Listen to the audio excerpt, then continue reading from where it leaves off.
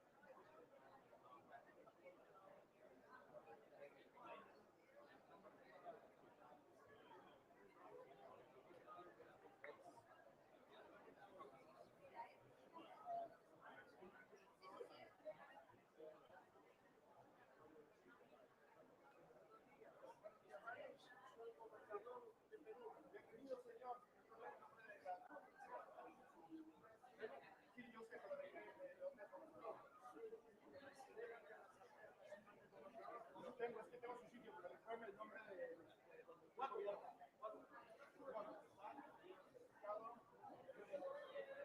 Ayer vi un cuadro, es usted, es usted. Ahí está, sí.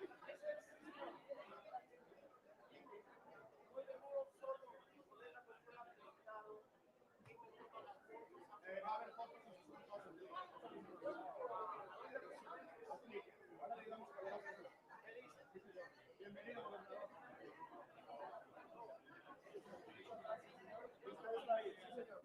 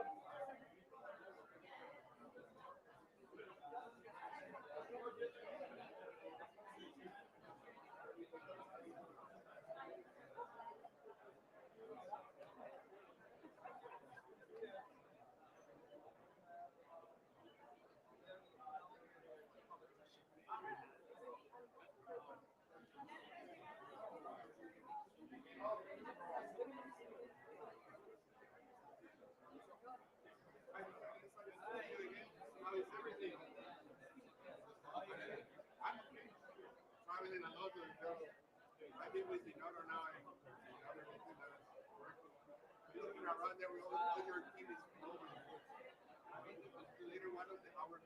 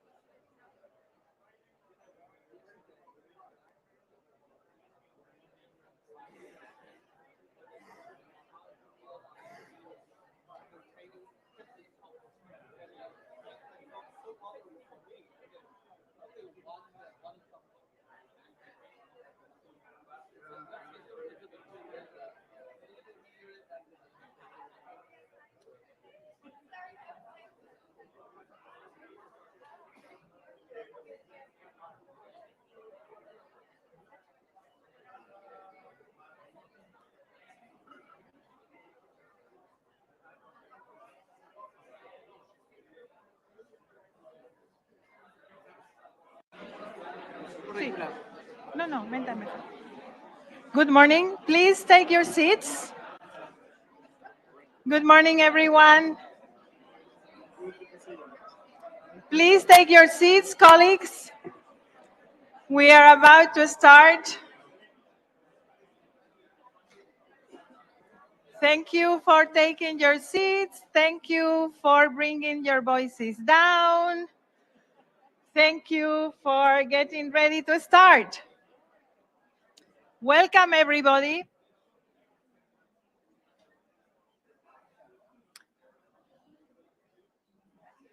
Good morning.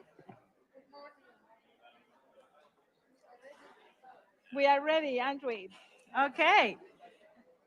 Good morning. Welcome to the Local and Regional Governments Forum on the 2030 Agenda. Welcome to a network multilateralism for present and future generations, local governments at the heart of the countdown to 2030. This forum is traditionally organized by the Global Task Force of Local and Regional Governments, the self-organized constituency of local governments, cities, regions, and their associations around the globe. It is facilitated by my own organization, United Cities and Local Governments, and we co-organize this with the United Nations, UNDESA. We're very pleased and grateful for the support with UN Habitat, a long-standing partner of local government in the UN system, and so is also UNDP and Local 2030. We have a great opening panel to set the picture, to set the framework in which this local and regional governments forum is taking place. And without further ado, I would like to give the floor to His Excellency Bob Rae, President of the United Nations Economic and Social Council. Without the support of the Economic and Social Council, it would be impossible for not only local governments, but also other stakeholders to play a meaningful role in the United Nations system. So we are very grateful that Ambassador Rae is with us today. And we're very pleased with the work that we have been able to do during his mandate. Ambassador, this is not a goodbye, but it is a sign of a grateful collaboration. Thank you for being with us. The floor is yours. Thank you so much. Merci beaucoup. Muchas gracias a todos. Very, very grateful for the opportunity to say a few words. Like many of you, I have a political background, not so much a diplomatic background. So I will not speak the language only of diplomacy. I will speak the language that I think all of us understand. I'm very, very grateful for the opportunity to do so, and I appreciate the kind words that have been said. This is the last few weeks of my term as president of the Economic and Social Council. We will be celebrating our 80th birthday in January under new leadership of my colleague from Nepal, Ambassador Thapa. But I'm pleased to be here not only as the president of ECOSOC and as the ambassador for Canada, but I'm also pleased to be here as a former leader of a provincial government in my home country of Canada. Many years ago, I was the Premier of Ontario, Canada's largest province.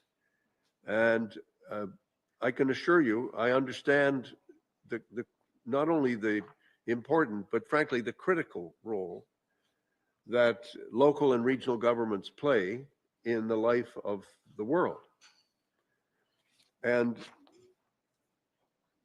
there's one thing I really want to say to all of you, and that is that the SDGs are in trouble because there are too many countries that are not fully committed to the idea of sustainable development. So the first thing I want to say to you, all of you, is sustainable development is not a theology. It is a necessity. It's not a nice to have. It's a must have. The future of life on the planet depends on our ability to control and reduce the emissions that are causing such dramatic change in all of our countries. And we're losing time, and we are not moving quickly enough. We are moving, and the Sustainable Development Goals are ambitious, but it is very, very important for us to understand why it's important. Climate change is a reality. It is not a hoax. It is not something that has been created by a bunch of professors in different universities. It is a real thing. And the lack of sustainability of how we produce wealth in the world is the most important challenge that the planet is facing. And if governments think they can play around and play in the face of these events and pretend they're not happening, governments are wrong and making a mistake and missing the point. Most of what happens depends on what happens in our cities and depends on what happens in our regional governments. And so the most important thing we can do is to fully integrate the thinking, the science, the evidence around the SDGs and embed them, deeply embed them in the life of our local governments, of our local populations. So the old saying that we have to think globally, but we have to act locally is true. It is absolutely correct. We have to act locally. And while some other levels of government may wander off in their own direction because they've got some other political fantasy that they're pursuing, it's so critically important that local governments stay the course and integrate everything that's going on into their budgets, into their policies, and into their approaches. You are it as far as moving and pushing this agenda. The UN can pass resolutions. We do that very well. But resolutions are not going to deal with this. It's actually making the changes on the ground that will change behavior, that will reduce emissions, and that will add resilience to the mix. And these are the things that need to happen. So I want to express my deep appreciation to all of you for being here. I have not always been able to come, and I'm very delighted that I've been able to come this year. One of your number, Mayor Vrbanovich, is on my case constantly, and I'm glad that he is. He's a good friend, and his advocacy and his good cheer in advocating for this has been such a critical part of my own education, as well as I think the work that we're all doing. So as much as I would like to speak forever, that's it. That's my message. We have work to do. You are a critical part of our work. And we need you to stay with us on these front lines. And we need you to be engaged at all of these levels in order to make the battle for the SDGs a success. It's a battle we can win, but it's a battle that will require enormous determination and action by local and regional governments. Merci beaucoup. Thank you so much.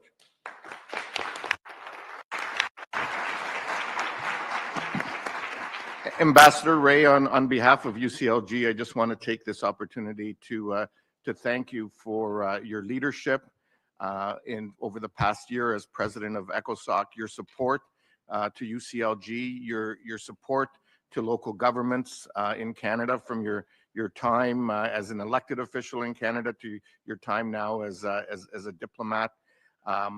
I think your message is heard loudly and clearly by the people in this room, and we look forward to continuing to work with you in your ambassadorial role so that we can advance this important work for the cities and regions of the world going forward. Thank you very much. Merci beaucoup.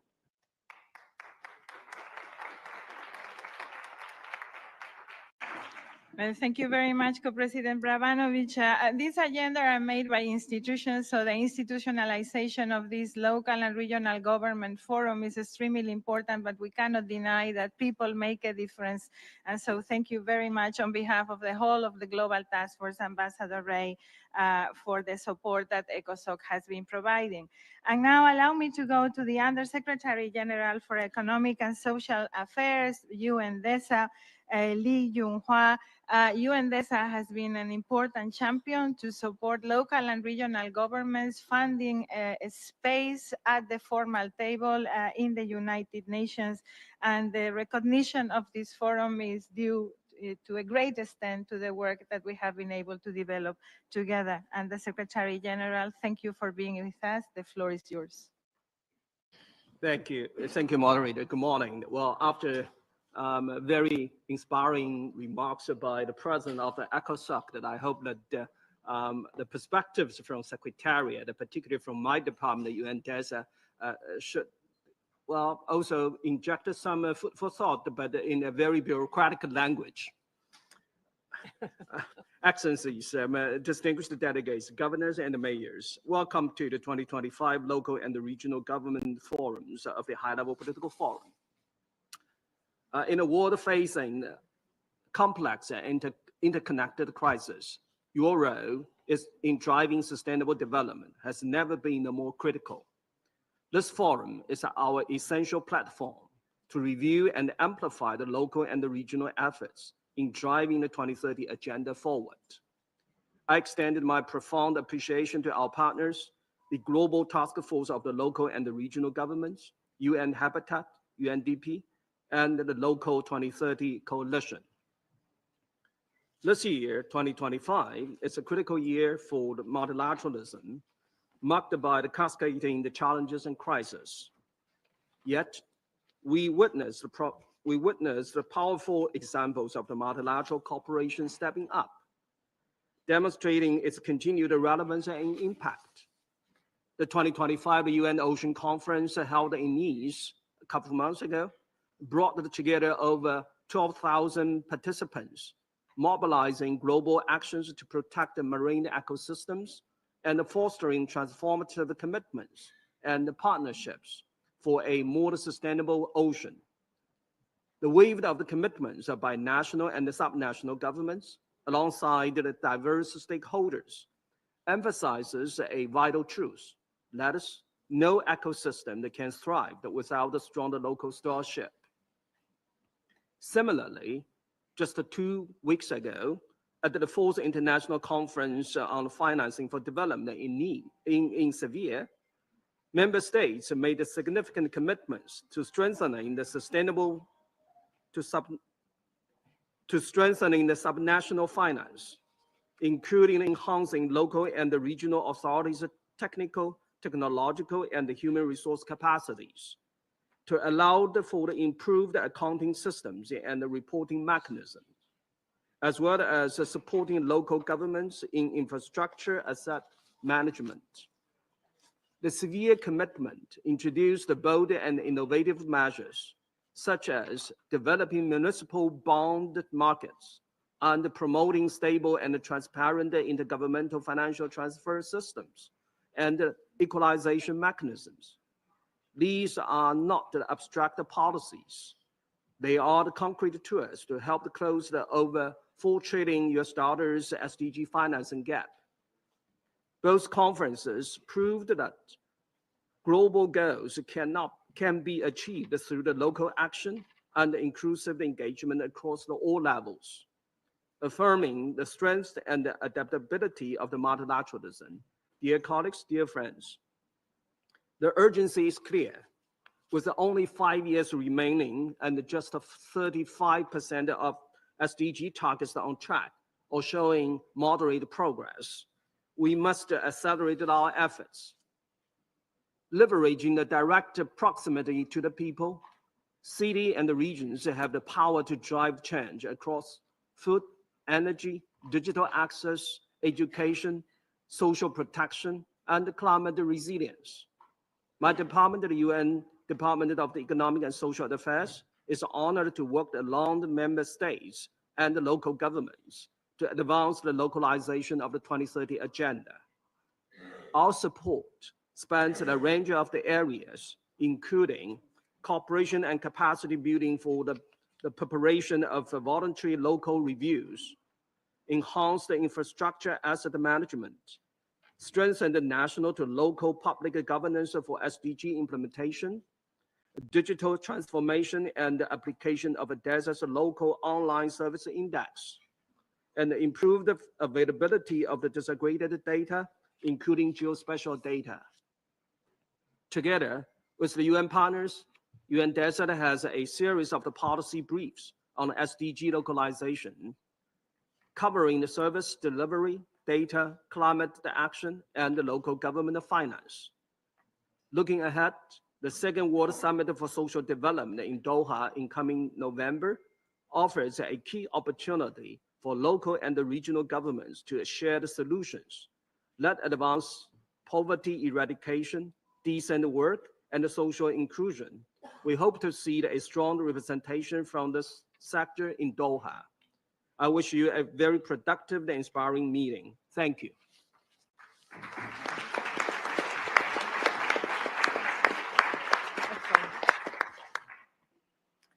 Thank you very much, Undersecretary General, and in particular also for the important support that you have been providing to the BLR labs, to the BSR labs. I think our constituency had made important strides forward, not only to make them visible for the rest of the UN system, but also to have a greater movement of local governments implementing sustainable development goals and monitoring their implementation around the world.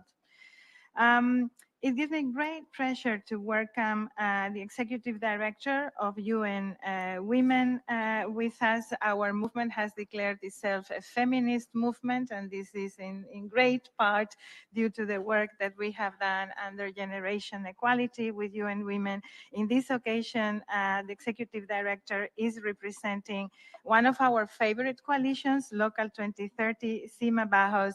Welcome, Madam. It's a pleasure to have you with us. Good morning and shukran. Thank you. Thank you all for being here and most welcome to this forum. It is a pleasure and an honor to be here on behalf of UN Women and also on behalf of Local 2030. Excellencies, all protocols observed. We have just heard and we know that we are just 5 years from 2030. And while the promise of the SDGs was bold, while our delivery, especially on gender equality, has not kept pace. Not a single SDG 5 indicator has been met, although, allow me here to briefly acknowledge local governments. The indicator measuring women's participation in local government is one of the only two that is close to being on track for 2030. That is credit to your leadership. You might wonder, what is the second indicator, which is also close to being on track? It is the indicator on laws related to equal access to health education. Yet, on the whole, progress is slow, fragmented, vulnerable, and increasingly at risk. Armed conflicts, economic shocks, the climate crisis, a rising backlash against women's rights, violence against women online and offline, and more. These forces are not just stalling progress, they are reversing hard-won gains and exposing the cracks in our global commitments to gender equality. And yet we know what we must do to move forward and to drive forward progress on gender equality. The Beijing Declaration and Platform for Action, adopted nearly 30 years ago this year, offers a clear and practical path forward. What is missing today is not direction. It is political will, it is determination, it is financing. And this is where local and regional governments can and do make the difference. You, local and regional governments, are trusted by your communities. We see that in your work. When a woman finds safety in a local shelter, when a girl gains a new skill at school, when a budget shifts to reflect the realities of care work. Whether it is building resilience to climate shocks, advancing education, bridging digital divides, creating more equal governance and leadership, you are the leading transformation, and you lead the transformation where it matters most, on the ground and in communities. To support that leadership, UN Women has launched the Beijing Plus 30 Action Agenda, which we have branded as our 6+1. For all women and girls everywhere, it sets out 6 priorities: a digital revolution, freedom from poverty, zero violence, equal decision-making power and leadership, peace and security, and climate justice. And the +1 are youth. Youth, because young people are not just the future. They are the driving force of change today. They are the custodians of the 2030 agenda. Our 6+1 action agenda is not a wish list. It is a blueprint, a practical guide of what every government, national and local, can do to make these final 5 years count. It is derived out of the more than 150 national reports on the Beijing Declaration implementation that we received this year from member states.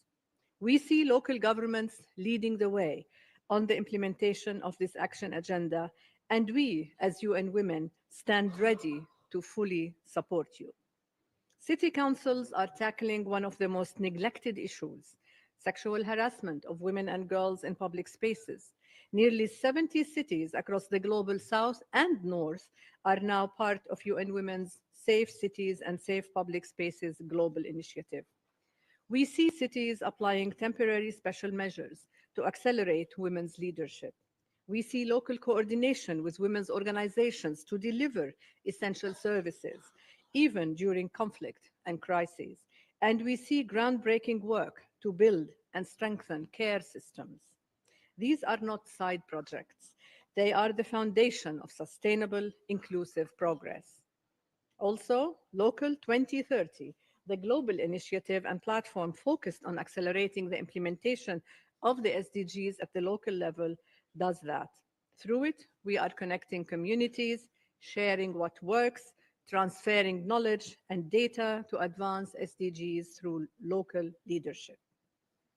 Excellencies, here at the high-level political forum, we are reminded that gender equality is not a standalone goal.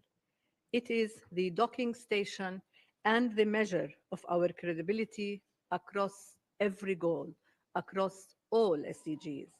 As the Secretary General said on Monday when launching the 2025 Sustainable Development Goals report, he said, and I quote, "Investing in women and girls is a central driver of progress." The SDGs will not be achieved if gender equality is not achieved fully, urgently, everywhere, leaving no one behind. UN Women is proud to stand with you, including through the local 2030 coalition, to turn the vision of Beijing Plus 30 into concrete change for all women and girls. Let us use this moment to recommit to multilateralism that recognizes local governments as political actors, recommit to development strategies that are gender responsive from the start, and recommit to systems that deliver for all women and girls, for all communities, and for all generations to come. I thank you.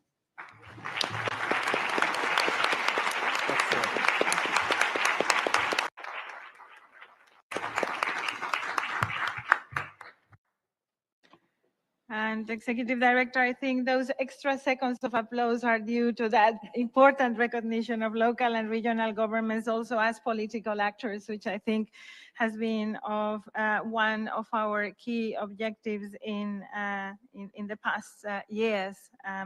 And we are making strides forward in a very complex context. So thank you very much for that.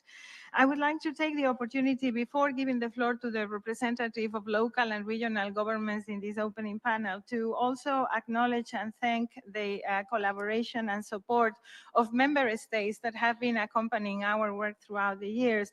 There are too many to number, but I would mention a few. I would like to acknowledge the support that we have received from the government of Turkey, from the government of Mauritania, from the government of Spain, of South Africa, of Brazil, Germany, and Indonesia, among others. They have been important partners over these past years, and we look forward to strengthening those ties as we continue working together. Allow me now to introduce on behalf of the Global Task Force, the member of the Executive Presidency of United Cities and Local Governments, the Mayor of Konya in Turkey, Igur Ibrahim Altay. President, the floor is yours.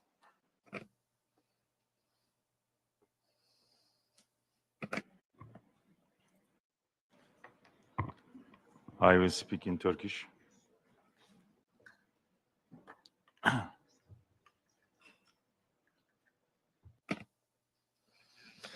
Excellencies, President of the Economic and Social Council, representatives of national governments and of the United Nations, dear mayors, governors, colleagues, and friends.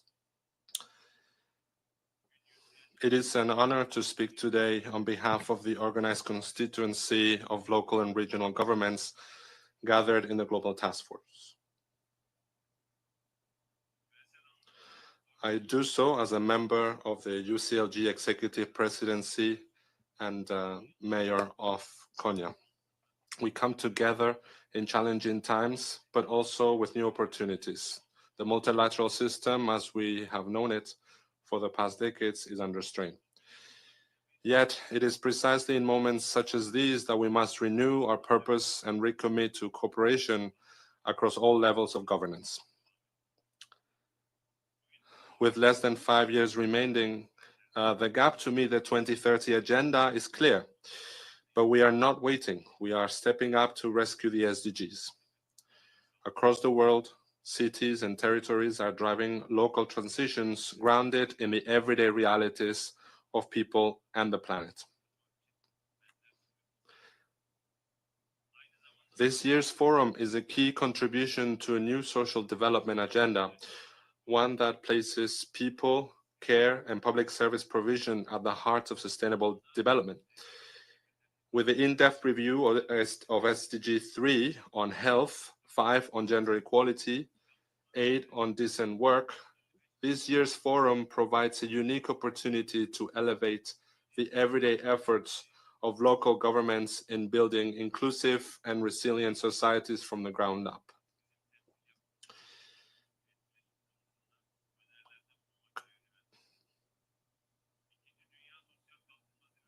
Colleagues, friends, the Local and Regional Governments Forum is more than an event.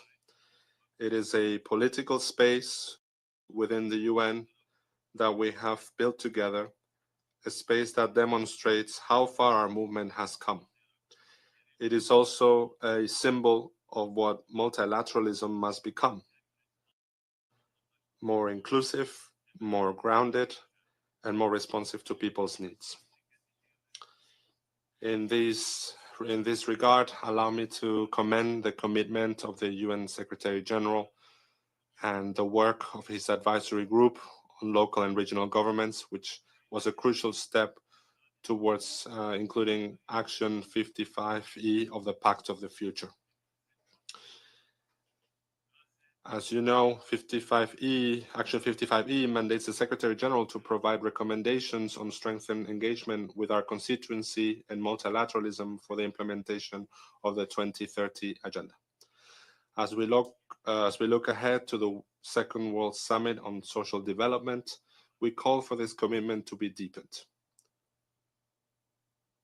Let us build a new social contract from the ground up by ensuring resources reach every sphere of government. Thank you very much for your attention.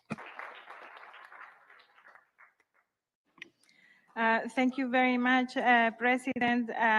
This forum is indeed not just an event for us, as you were saying, and it is a forum that wouldn't be taking place without the support of all the local and regional governments associations that are gathered around the Global Task Force. I would like to acknowledge most of them that are here around the table, because it is important that you all understand the diversity of our constituency. So thank you very much to ICLEI, Local Governments for Sustainability, to Regions 4, to MMC, to CLGF, to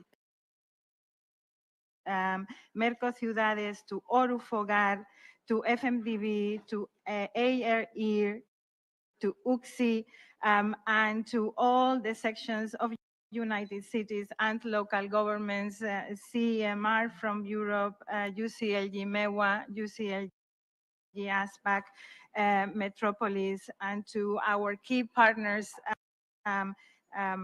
Platforma, the Global Parliament of Mayors, of course, under 2.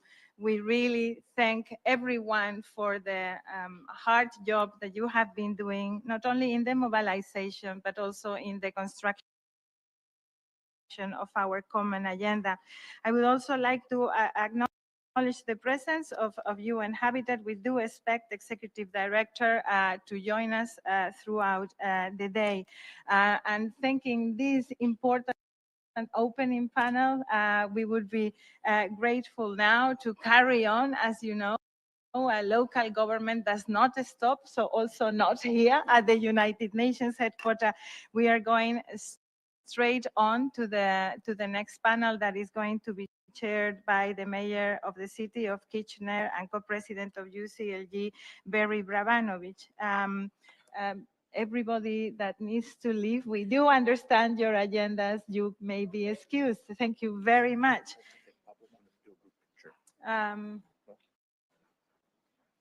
Mayor, let us proceed.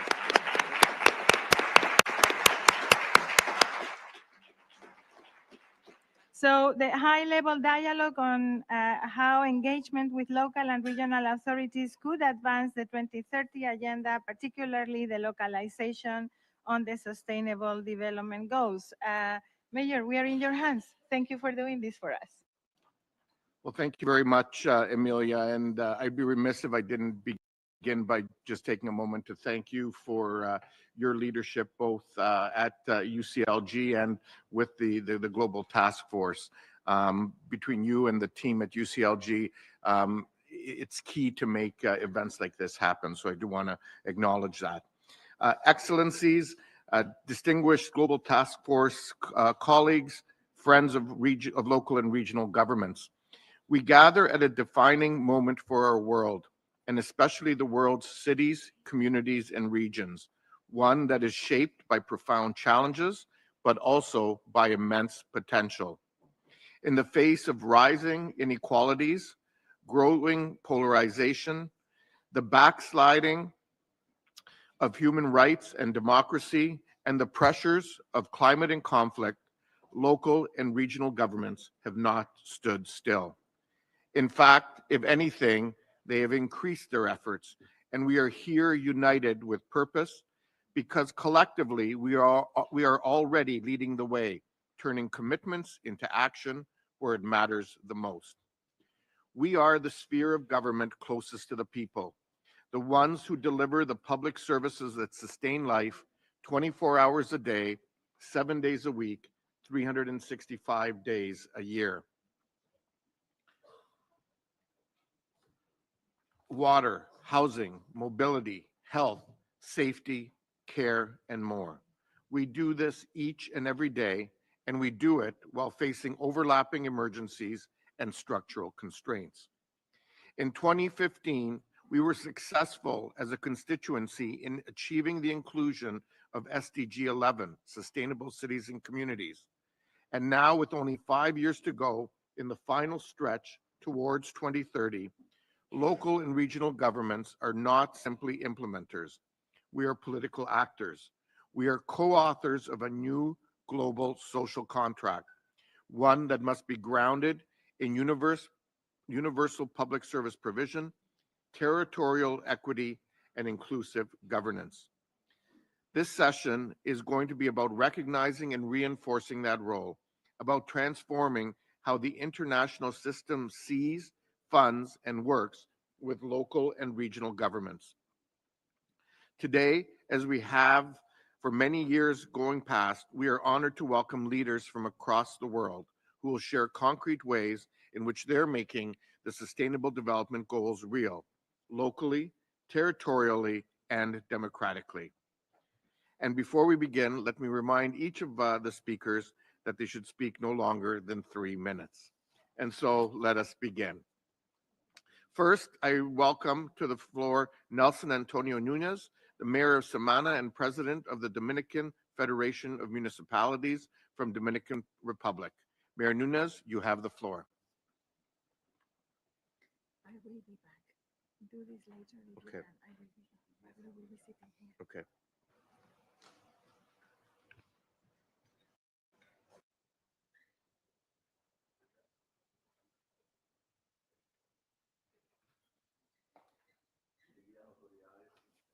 De organismos internacionales y colegas de gobierno. Dear colleagues, local governments from the Dominican Federation of Municipalities, we are honored to share the findings of our first subnational report first volunteers of National Report on Localization of SDGs. This report calls us on the role of local governments and the role they play in the localization of the 2030 agenda. In this report, we identify the localization of SDGs in Dominican municipalities, and it has been unequal. It has not been very structured, and it's too dependent on the international funds that are not sustainable. We need the adequate financial resources to support the national strategy so that they can implement these policies, but also they need to be key actors at the local level. However, we've also observed that whenever we see commitment and willingness, we can make progress. Despite their limitations and their constraints, Dominican municipalities are showing willingness and heightened sense of responsibility from our federation. We have been supporting this process through training, technical assistance, and tools such as the SDG localization guideline. It is evident that it will not be possible to meet and attain the 2030 Agenda SDGs if we do not build from the ground up, from the local level. It is absolutely crucial that local governments actively participate in decision-making processes. We need to have well-defined responsibilities and financing so that we can operate sustainably. The commitment with local authorities is a symbolic act. It's a strategic decision to guarantee that, ensure that the SDGs can turn into public policies that are concrete on the ground and on the territories. Only through that channel, we will be able to make progress in the Dominican Republic and having a region that's truly sustainable. From the Dominican Federation of Municipalities, we truly believe that we need this 2030 agenda, and we need equality in order to attain it in our region, in the Dominican Republic, and the world. Thank you very much.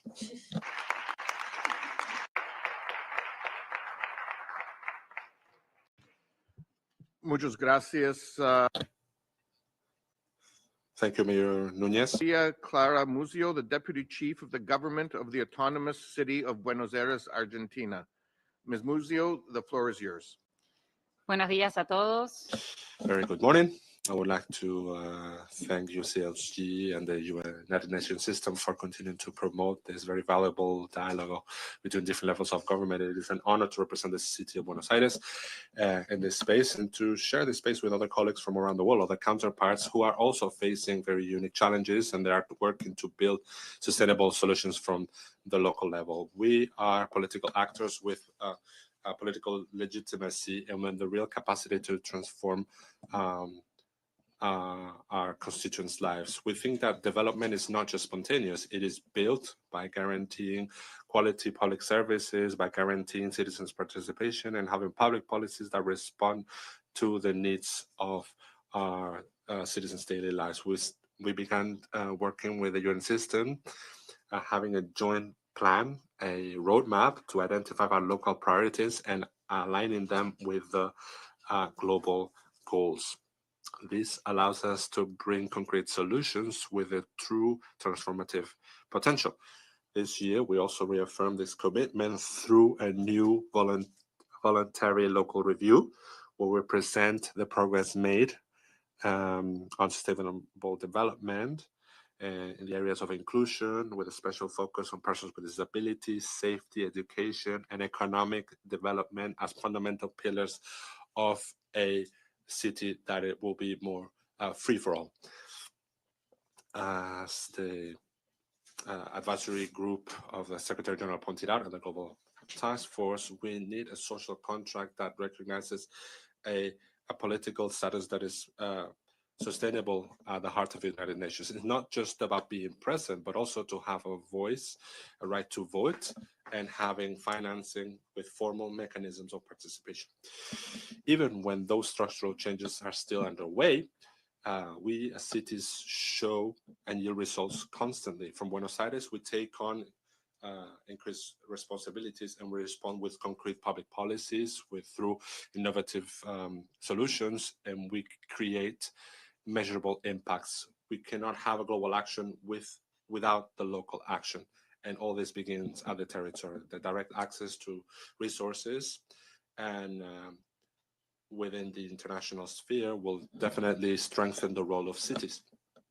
If we count and have these tools at our disposal, that will allow us to implement specific policies, strengthen partnerships, and multiply the impact at a local level. This is the message that we bring today, and also the commitment that we will go back home with. Thank you so much. Muchas gracias, Señora Mucio. Thank you, Ms. Mucio. To their time frame. Thank you very much. I now have the pleasure of inviting the Mayor of Medina, Mayor Fahad Al-Balaishi, from the city of Medina, Kingdom of Saudi Arabia. Your Excellency, the floor is yours. Thank you. السيد رئيس المنتدى، أصحاب المعالي والسعادة، السلام عليكم ورحمة الله وبركاته. تؤكد المملكة العربية السعودية التزامها بميثاق المستقبل للأمم المتحدة الذي يشدد على تعزيز العمل متعدد الأطراف لتحقيق أهداف التنمية المستدامة وضمان عدم ترك أحد خلف الركب من خلال التوطين على المستوى المحلي، وانطلاقا من رؤية المملكة 2030 وبدعم وتمكين حكومة مولاي خادم الحرمين الشريفين الملك سلمان بن عبد العزيز آل سعود وسمو سيدي ولي العهد صاحب السمو الملكي الأمير محمد بن سلمان بن عبد العزيز، تقوم هيئات تطوير المناطق والمدن في المملكة وبرنامج جودة الحياة بدور محوري في ترجمة هذه الأهداف إلى واقع ملموس. إذ تسعى محاور الرؤية الثلاثة: مجتمع حيوي واقتصاد مزدهر ووطن طموح إلى تحقيق التوازن بين التنمية الاقتصادية. Therefore, ladies and gentlemen, I'm happy right now to talk to you about the leadership of Medina in the efforts of working towards the achievement of the SDGs in Medina in 2023, and in the report of the Sustainable Development in Medina for 2024. In this year, we have launched last month the Atlas of the Sustainable Development in the neighborhoods of Medina, which is the first in its kind worldwide to finance the development in different sectors of Medina. So through these efforts, we are strengthening and our need and mentioning our needs, stressing upon our needs to achieve the Sustainable Development Goals in 2025, which is the first, the third and first and 13th and 15th goals and 14 goals of the SDGs. And in conclusion, we would like to stress upon the position of the Saudi government for sustainable development to guarantee a good future for everyone. Thank you very much. Shukran. Thank you very much, Mayor Al-Balaishi. I'd now like to give the floor to my friend and colleague, Carlos Martinez Minguez, the Mayor of Soria, Spain. Mayor Martinez, the floor is yours.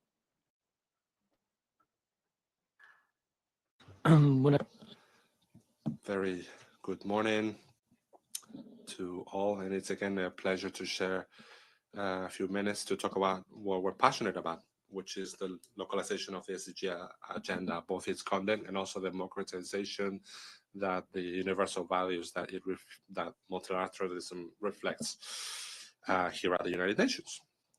Being aware that we are living a very complex geopolitical context, which makes us as local government to really highlight the importance of accelerating the attainment of the SDGs, being well aware once again of the need to double the efforts and the political willingness and political will of all spheres of government.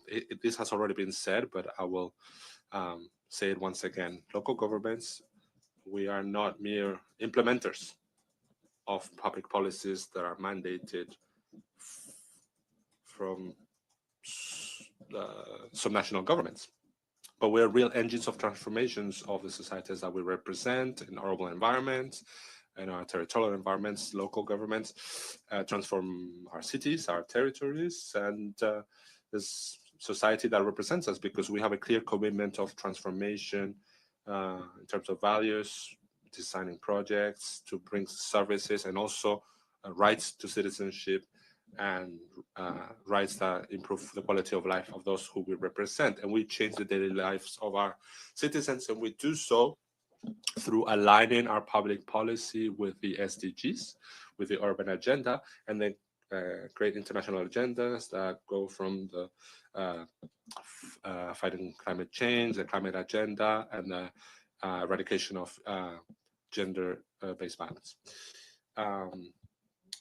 We obviously adapt these to our needs. We try to measure our political action, whether it is through strategic plans that may gather a new urban planning, a new territorial organization that can create opportunities for our citizens, or through the design of effective public policies that can physically transform our urban environments. And in order to do so, we need to implement strategic plans that are coordinated with the rest of the different levels of government, which are increasingly complex.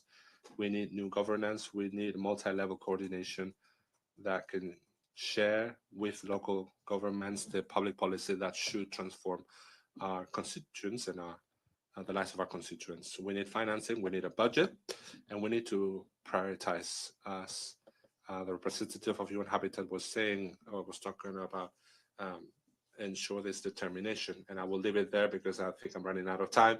We need to prioritize this financing, and to do so together with our citizens, with our constituents, with transparency, with accountability, and gathering data that is measurable, that we can then turn into public action in order to transform through the local level. Thank you. Or from the local level, rather. Thank you.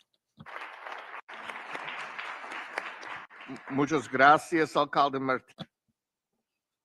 Thank you, Mr. Mayor. Next colleague, the Mayor of Heidelberg, Germany, Eckhard Würzner. Mayor Würzner, you have the floor. Yeah, many thanks, Barry, Emilia, and dear colleagues and friends. First of all, it's a great pleasure to speak here again. And I think after being now 25 years in international policies, working on the local, regional, national level, I'm really getting a little bit upset. I'm not happy. And I think we are not there where we wanted to be. And therefore, first of all, I would like to say many thanks to Emilia that you do one thing with UCLG, that is bringing the networks together. You're talking about bringing the dots together. But if we notice that we have so many international networks, which is good at the beginning, it was fantastic to get cooperation started and moving into the projects, exchanges, which was good at that time. But we are coming more and more to the point where we need political messages. And if we wanted to create political messages, we have just to see how many networks were. In Europe, we have CMR, Fabrizio is doing this wonderful, we have UCLG, we have C40, we have the Global Parliament of Mayors, we have. Bring them together is the right way. Don't destroy them, but bring them together from the political mindset. Then we're getting more powerful. I think that's the first point, which is very relevant. The second point is, of course, we are leader. We wanted to be leader because we believe in science, what not everybody's doing, and we're believing that if you're trying to create welfare for the people, you just act as a lady mayor or mayor. And that's what we're doing. For example, in Heidelberg, we have the highest number of kids going to high schools because we spend a lot of money to educate them, to have free access to school meal, to the best education system, which is free. And we achieved this level. 80% of the citizens are using just mass transport systems or bicycles in Heidelberg, not cars. 80%. We built since 15 years just climate neutral cities, not buildings, cities. We spend more than, I think, 6.5 billion euro in this project because we believe if sustainable growth and economic growth is coming together, the triangle, then we create also social welfare, including all those topics we have at the moment with the SDGs. So coming to the conclusion, I think it's at the moment a little bit frustrating that after Paris, where we thought that there is now a movement that the national governments are seeing us as leaders, as partners, is not still there where we wanted to be. We are not at the table. We're invited here at the UN, which is fantastic. It's a first good step. It's the next good step. We have a task force at the UN, which is fantastic, but it's still a task force of NGOs. If we are trying to get into this building, I have to stay in the line for NGOs and visitors. That's not our role. What we are doing is, this morning we just had a wonderful meeting. The city of Heidelberg is working together with the city of Jakarta. There's quite a difference between those cities, but we can exchange our experience. We work together in the medical field, innovation, and we create an own structure. I think this is really the moment where we have to go more and more in this direction. That's what we have, Barry, you have mentioned this. We have 450 best practice examples where we work together. We have till 2030, our project, which we launched, the countdown to 2030, which is exactly going in the right direction. And I think if we strengthen the ties really to say, how can we more concentrate on this B2B project from city to city? And I mean not in Europe, I mean from Europe cities to Asian cities, from Asian cities to South American cities. Because otherwise we're all in our bubble, I always say. It's more than the Asian bubble, it's more than European bubble. And we have to open the scale. I think that is globally at the moment the biggest message we can send out, because we believe as global citizens, okay, as leaders of a city, that the SDGs are not a joke. It's an absolute substantial future perspective. It's a guideline for us. And we believe in it. Eagle, where we're coming from, Eagle, which religion we are believing, if we are democracy-based states or not, directly democracy-based states, but we're believing in the same targets and we're believing in science. I think this is at the moment something which can be really a great message. So many thanks for getting invited. I just stop here and thank you for speaking. Thank you.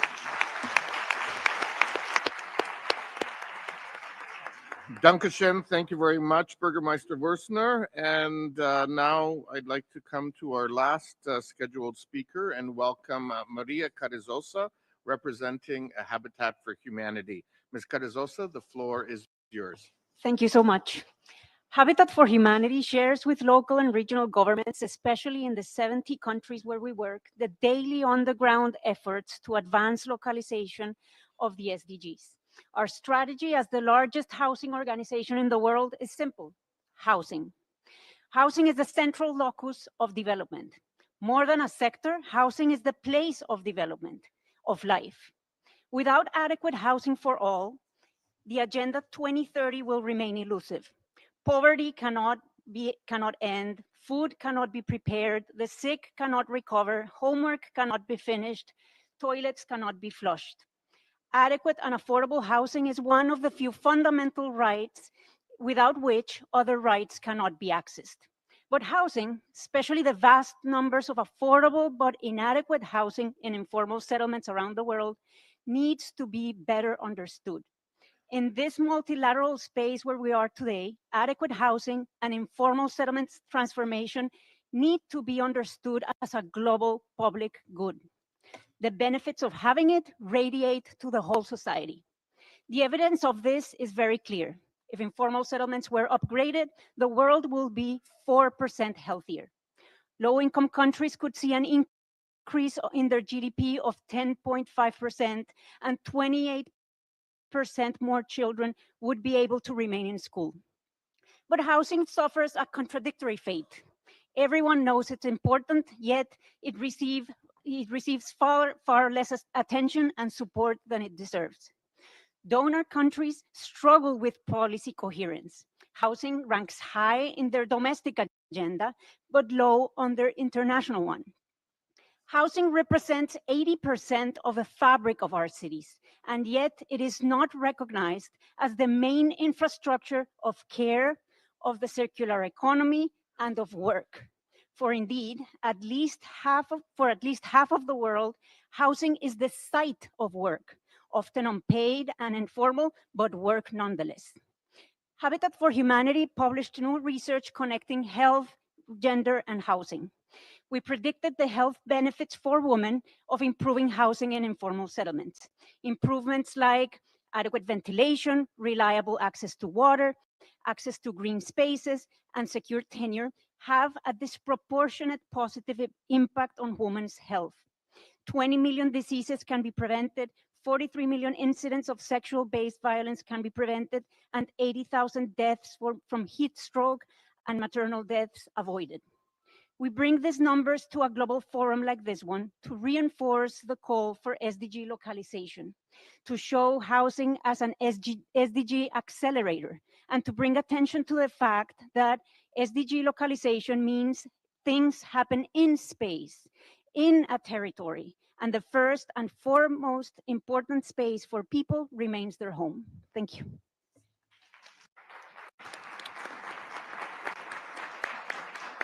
Thank you very much, Senora Carrizosa, and really want to thank you for emphasizing the critical role of civil society and housing in building inclusive and resilient communities, and also take this moment to acknowledge the passing of former U.S. President Jimmy Carter, who him and his late wife Rosalind played such a critical role in Habitat for Humanity over its many years.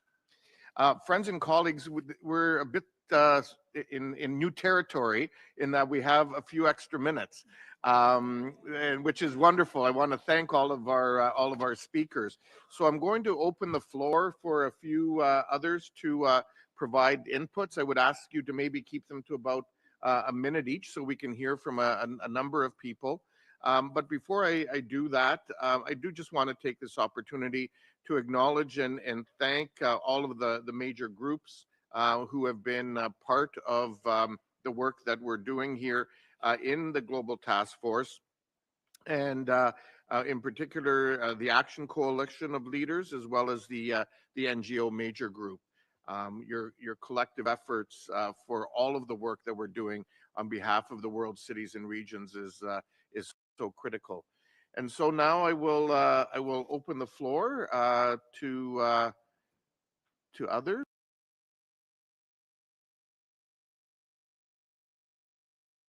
And see if there's anybody else that would like to provide an input. Don't be shy. The mayor of Jakarta. Okay. Everyone, I am a Pramono Anung, Governor of Jakarta. It's an honor to share our journey localizing SDGs policy that have been implemented. As Jakarta redefined its role as a global city, our approach to SDGs become even more crucial. It's not only about meeting global commitment, but about translating them into tangible, people-centered policy, and then that strengthen Jakarta global competitiveness, inclusivity, and sustainability. Jakarta aims to become a top 50 global city in 2030, raising competitiveness within its potential It's required fundamental change in city attractiveness, infrastructure position, bureaucratic transformation, political support, transparent public communication, and human resources quality. Our local SDG efforts are intrinsically shaping Jakarta into the global city, directly contributing to broader 2030 agenda.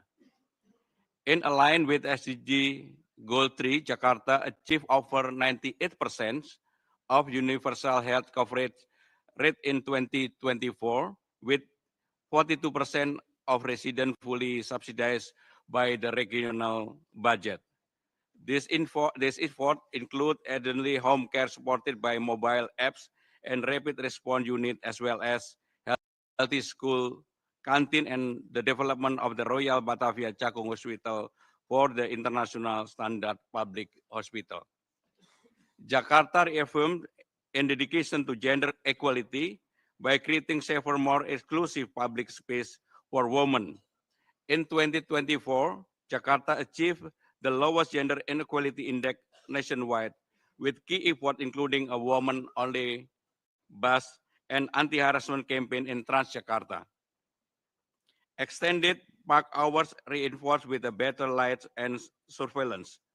To support women productivity and achieve work-life balance, we have a daycare pilot in several government buildings. For SDG Goal 8, Jakarta continue to strengthen an economic foundation with an inclusive and sustainable strategy. In 2024, we record the highest gross regional domestic product in Indonesia, alongside a 5% growth rate and decline unemployment. We have launched inclusive programs like Jackpreneur and restructure vocational center that met labor market needs. Aligned with SDGs number 14, Jakarta is advancing marine protection effort through stronger regulation, ecosystem restoration, and community involvement. Additional initiative includes clean water subsidized in Seribu Islands and nature-based solution integration Jakarta mega project, giant seawall as infrastructure for floods and land subsidence prevention. For SDGs 17, Jakarta expanded partnership to 24 sister city. We formalized ties with the Georgetown and Nottingham University to boost research, education, and knowledge exchange ecosystem. Our commitment to share collaboration also reflected to many agenda, including Jakarta International Youth Program and participation in C40 Regional Academy. Thank you very much.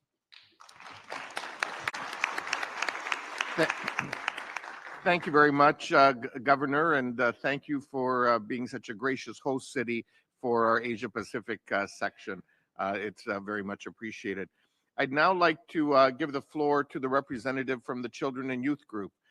Children and youth are not only our future, but I often like to say they're also our present. So the representative of Children and Youth, please.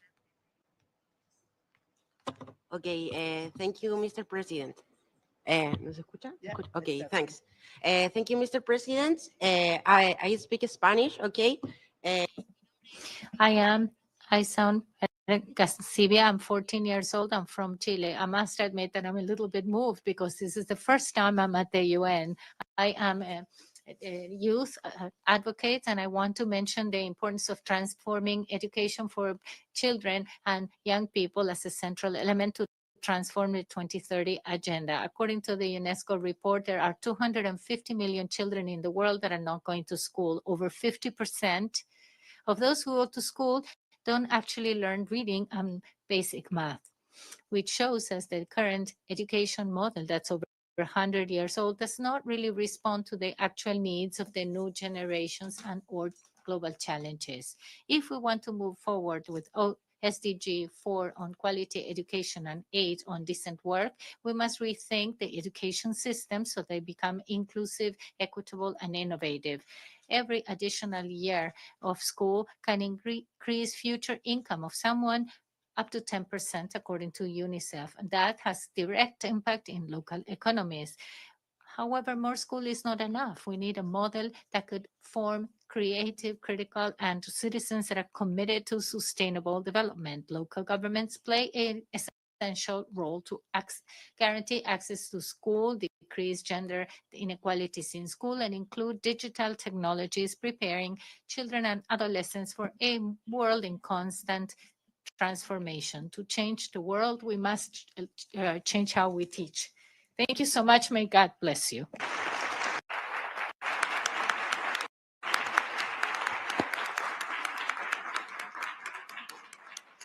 Thank you very much. Muchas gracias.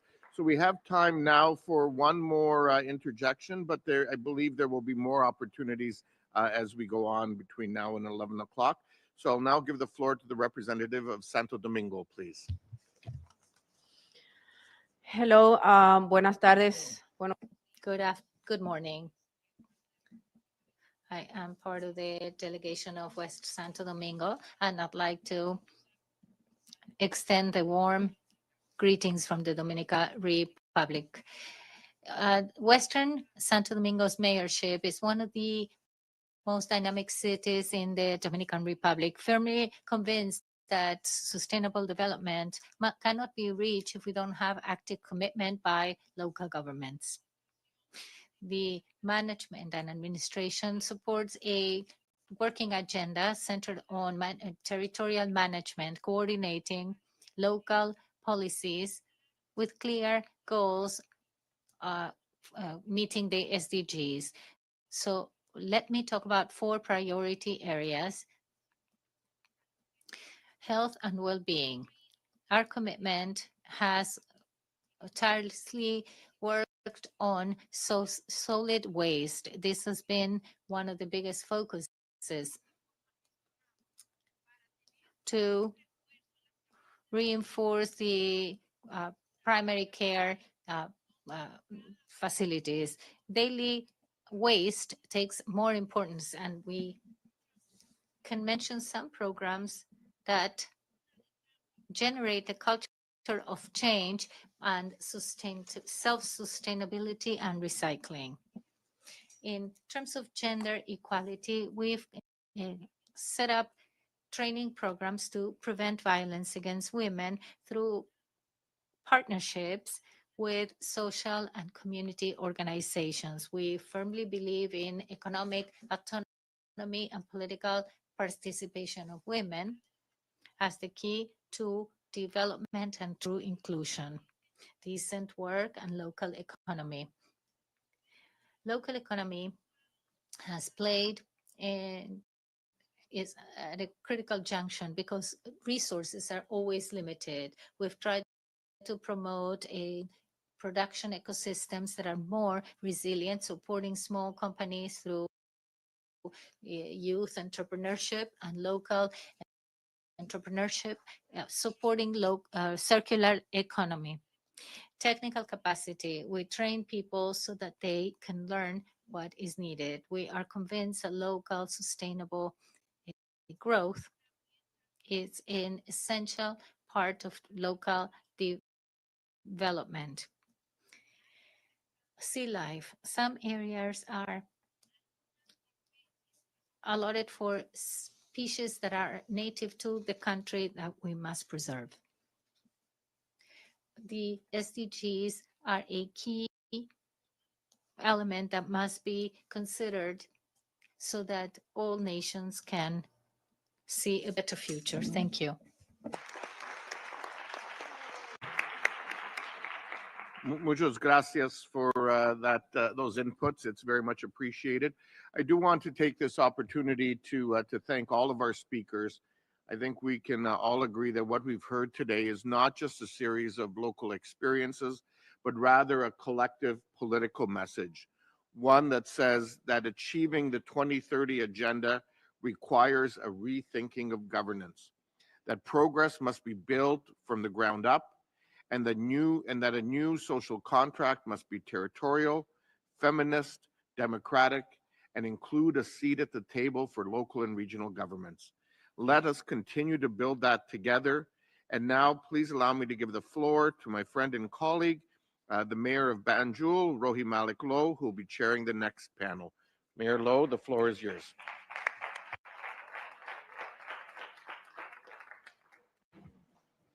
Thank you very much. Excellencies, colleagues, friends, my name is Rohi Malik Low, the Mayor of Banjul, the President of the local elected women in Africa, and indeed the Vice President of the Global Parliament of Mayors. We are now halfway through the 2030 agenda, and what we face is not a deadline, it is a countdown. And I'm sure we will all agree to that. A countdown to renew public investment, a countdown to build care-based, sustainable local economics, a countdown to reclaim the universal promise of the SDGs, starting in our streets, neighborhoods, villages, and territories. Dear colleagues, ladies and gentlemen, the panel focused on 5 goals: health, gender, equality, decent work, ozones, and partnerships. These are not just targets. They are expressions of the social contract our communities are demanding, and they are being advanced every day by local and regional governments.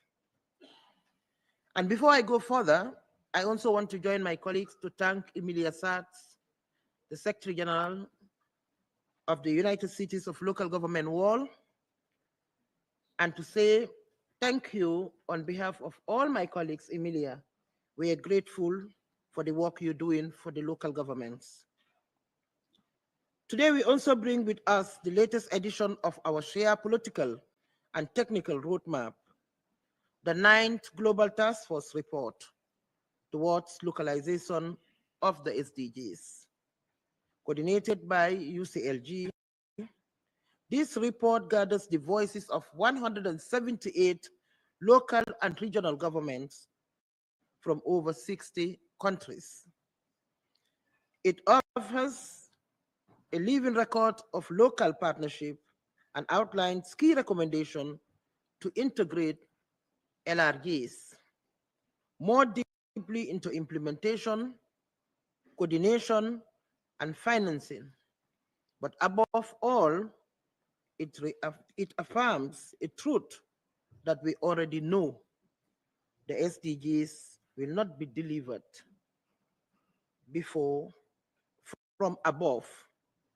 They will be delivered from the ground up. Let's hear now from the leaders turning that countdown into real transformation.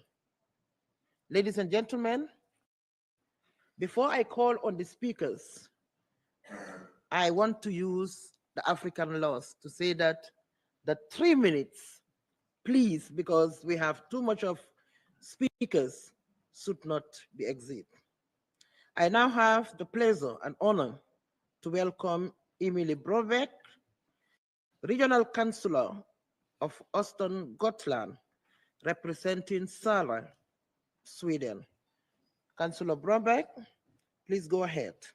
As I said, you have 3 minutes. Thank you.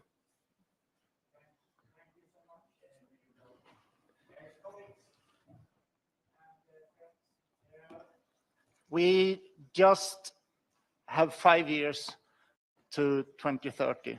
We're at a crucial moment. As the Nordic Voluntary Subnational Review, which we presented last year at the High-Level Political Forum, reminds us, sustainable development is local development. And while we can be proud that over 90% of the Nordic municipalities have it actively working with the SDGs, we must also recognize the urgency of the work ahead. We also need to face the fact that since 2015, many political priorities have changed in governments. We can see how national governments, including the Swedish government, are failing us severely in this area. But in the Swedish municipalities and regions, we can see that the SDGs, not as an abstract goal for global ambitions, but a practical tool to transformation. We have, for example, integrated the SDGs as a framework into our regional development strategies, our healthcare system, and how we collaborate with civil society and businesses. And let me, due to short time, very briefly highlight how we address some of these SDGs. For example, gender equality, of course. It's a backbone of the Nordic model, but yet challenges persist. As local and regional governments in Sweden, we are the biggest employer of women in the country. And as that, we can play a crucial role and are trying to play a crucial role in shaping an equal society in all aspects of life, beginning from the work life. When it comes to SDG 8, the decent work and economic growth, our regional green transition strategy focus on future-proof jobs in circular industries, green hydrogen, and sustainable tourism, ensuring that no worker or no community is left behind. Colleagues, the SDGs is not a luxury. They are the governance compass, helping us to navigate crisis while building resilient, inclusive communities. And if you want to accelerate, we need to treat local governments as co-owners of the global agenda. Let's keep the SDGs alive by bringing them home to the local and regional authorities. And at this moment, if governments fail us, we need, as local and regional authorities, push this agenda harder. And we must see that if it doesn't do it now, when will we do it? And if we don't do it, who will do it?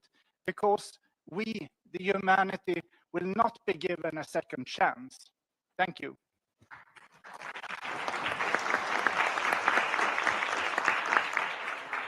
Thank you very much, dear colleague. Let us now hear from Victor Bajin, Vice Mayor of Comrat, Moldova. Vice Mayor Baji, please go ahead.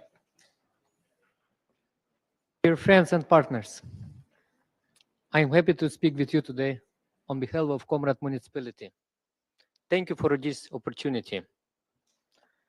We live in a time of big global challenges, but we believe that local action is the key to solving them. In Comrat, a small city in the Republic of Moldova, we work every day to make life better for our people and to help achieve the Sustainable Development Goals. Let me share a few examples. First, health is more than just hospitals. It means well-being for everyone, children, families, and elderly. In Comrat, we support local clinics and hospitals. We offer free checkups, vaccination programs, and health education. We also help with mental health for teenagers, parents, and older people.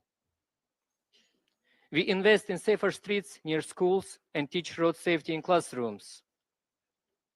Also, we believe gender equality is important for progress. Many women in Comrat have leadership positions. Women's groups help us plan our budget, transport, and safety projects. We also work with police and NGOs to protect them from violence. We provide support center and teach about respect and equality in schools. Jobs are very important. We support small businesses, young entrepreneurs, and the person who are starting new projects. We have a free economic zone, industrial park, and we are going to build new business center and incubator.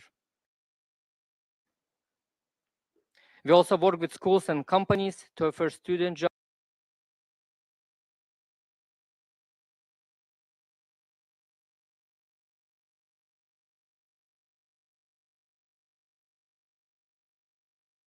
el Perú, en especial de mi región de Huánuco.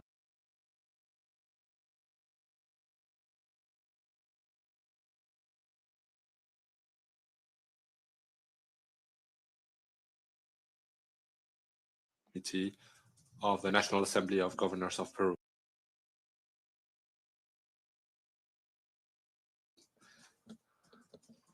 I would like to begin by reaffirming a shared conviction of local and subnational governments as just mere, because we're not just mere implementing agents, but we are key agents to attain the 2030 agenda. We are the ones who really know firsthand what are the gaps, the potential of our territories. It is us who work together with local governments and national governments in order to generate real and transformative actions and policies.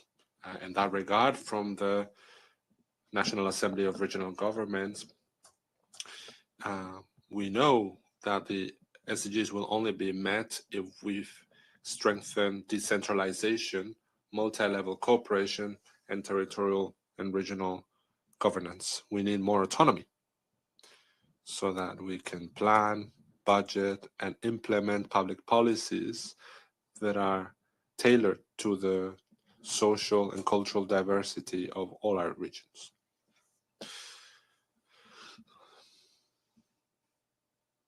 The challenges that we face are deep,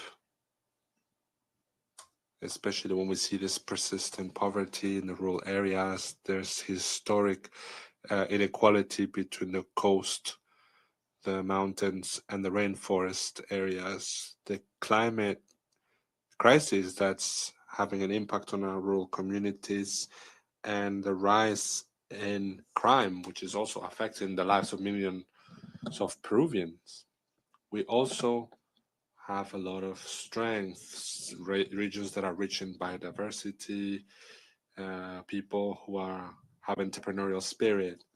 And we also have a larger network of regional governments who are committed to sustainability. From Huánuco and from the National Assembly of Regional Governments, we have been strengthening spaces such as the Zero Hunger Summit, the Climate Summits, and the Summit of Safety, Citizen Safety and Security. This could allow us to tackle food insecurity, deforestation, climate change, and the violence that affects all our territories. We would like to take this opportunity to bring forward the need that international bodies strengthen their regional lens by providing technical and financial assistance directly to subnational governments, and thus recognizing that we are strategic partners to really meet and turn global goals and turn them into concrete policies for our constituents. And finally, time measures the political will of each and every actor. And to that extent, I would like to take this opportunity to invite you to the first ever Latin American Summit on Decentralization and Regional Development that will take place in December. Thank you once again for giving us this opportunity to share together this historic responsibility to accelerate the attainment of the SDG in each of our territories. May God bless you all. Thank you.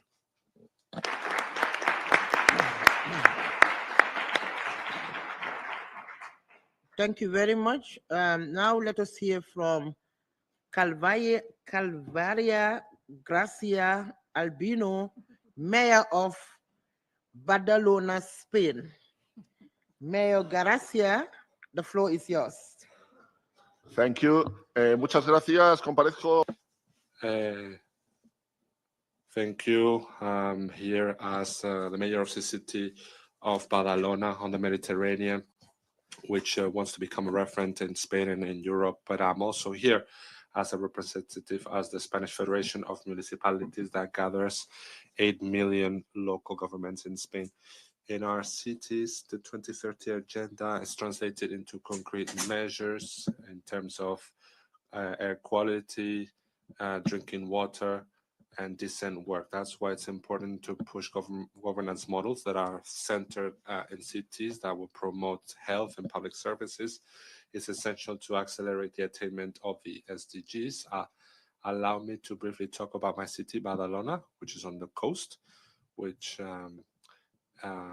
is transforming the city, creating more green spaces, working towards a more cohesive and sustainable future in all our neighborhoods. With regards to the topic that gathers us here today, I would like to highlight financing, which is the key aspect. And the summit on the financing for development that was recently hosted in Spain, we highlighted something key. Without direct and sustainable financing, the attainment of the SDG is not viable. This summit was a collective call to unblock the access to resources from local governments because we need them to meet the needs of our constituents. We need a financing system that will consider our real needs, our specific context, and our potential that is for transformative UCLG and the Council of Municipalities at a European level and the Spanish Federation of Municipalities in Spain. We continue to play our strategic role as platforms of advocacy. From our federation, we consider that it's the priority to work on 5 fundamental pillars. First, align local policies and a structure of cities based on health, equality, and sustainability. Secondly, apply SDGs on the territory through a sustainable urban planning. 3, guarantee direct financing of local governments in accordance with the agreements that were reached in Seville just a few days. We need better coordination internationally. And finally, we need to have a narrative that recognizes local governments as political actors that are key. Thank you so much.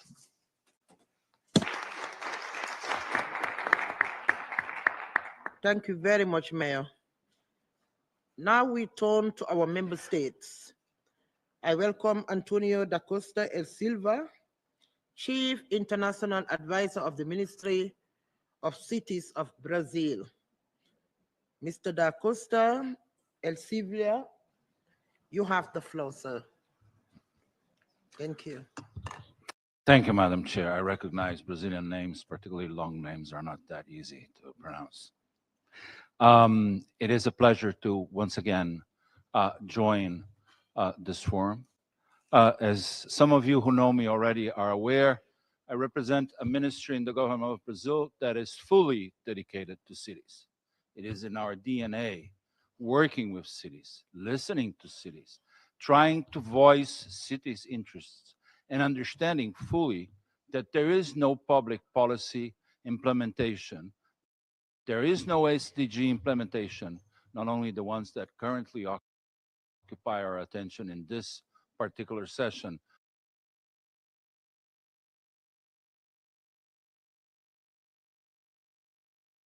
but all of them that do not have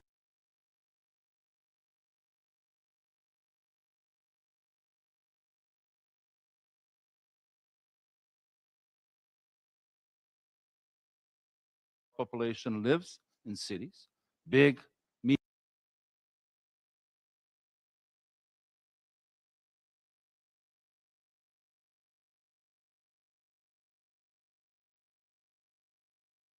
will be probably a fully urban country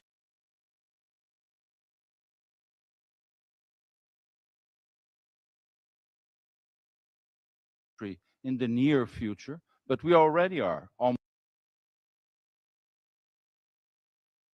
fully urban, and where cities,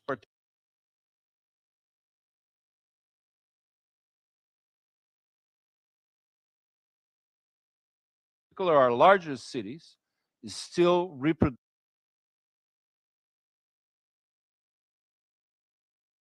inequality, is still are centers of reproduction of social injustice. So tackling all the urban issues is essential to ensure sustainable development at the national level. So, and contrary to what our Canadian president earlier said, in Brazil, we don't only act locally and then think nationally. We actually think locally and try to act nationally, and that's what my ministry is dedicated to. I wanted to just give you a couple of informations. We are strongly committed to the multi-level action in all our areas of action at the international agenda. So it's not only here, but also in other initiatives, and particularly as we work towards COP30, that you will know, some of you know, it's going to be hosted in Belen. We are hoping that it's going to be a COP of the cities, and not only a COP of the forest, but also a COP of the cities. We're working actively towards that. So we're actually working towards localizing our national determined contributions at the local level. And we are hoping that others will adopt that agenda. I'm ready to continue this conversation. My 3 minutes are gone, and I want to respect the time. Thank you very much. Thank you.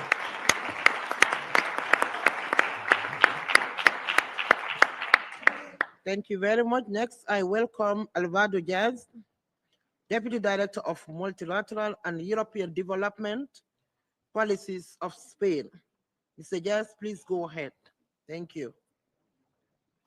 Muchas gracias. Agradezco a Thank you, and thank you for giving me this opportunity. I will try to be as brief as possible for the benefit of all. 5 years away from the 2030, our government considers that it's crucial to make all efforts possible. We need to focus our energies in real engines of change. Spain celebrates and supports this 6 fundamental pillars that are part of our policy for cooperation. It can be a catalyzer, and it can really create impact. We think these 6 transitions must be coordinated and aligned from the beginning. Spain has supported the creation of the common fund for the SDGs because it is created as a commonwealth, and it is a fundamental tool for the attainment of these goals. We are currently the main contributor to this fund. We also are aware that it's important to have stable financing that is also predictable and sufficient. So we have approved a multi-annual contribution worth 28 million euros over several years. Next year, we will have attained 120 million euros. We also believe that this transition have to be coupled with cross-cutting elements that can accelerate change. We believe in localization. That's why we've worked with the Secretariat of the local coalition, the 2030 local coalition. And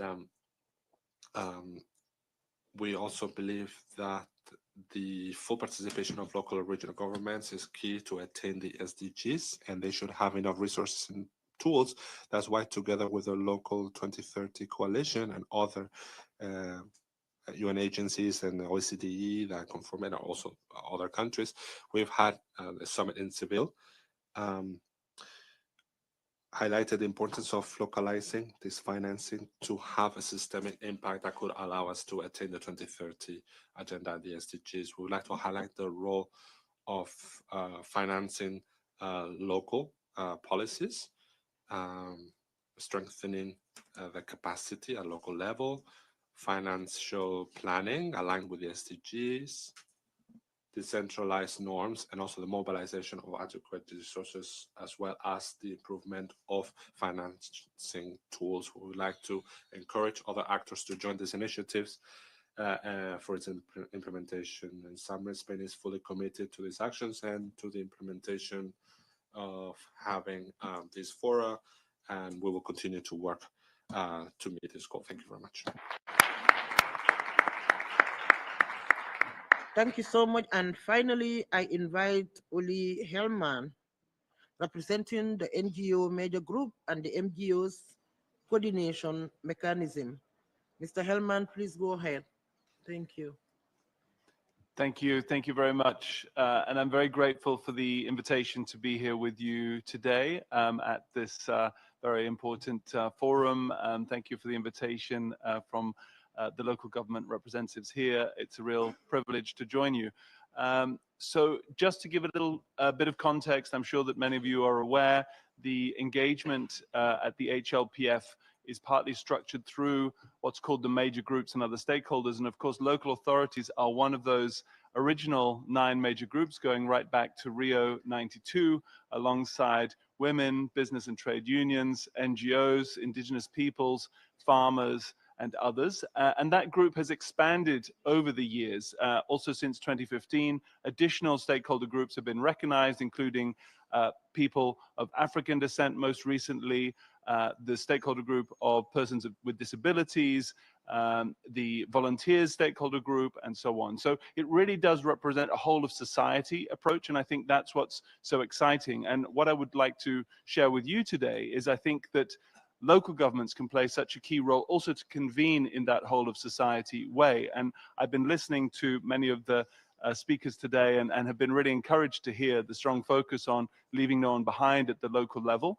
I think there's a real opportunity for greater partnerships at the local level. We know that, as some speakers have highlighted, globally, the position is more challenging now than it was in 2015, and many national governments have been moving away from this agenda, which is worrying to us. But we really welcome the fact that so many local governments are the ones that are embracing the 2030 agenda and really embedding it at a local level. And that's also where often the engagement with stakeholders can happen most effectively at the local level, because that's where people can feel themselves represented and listened to.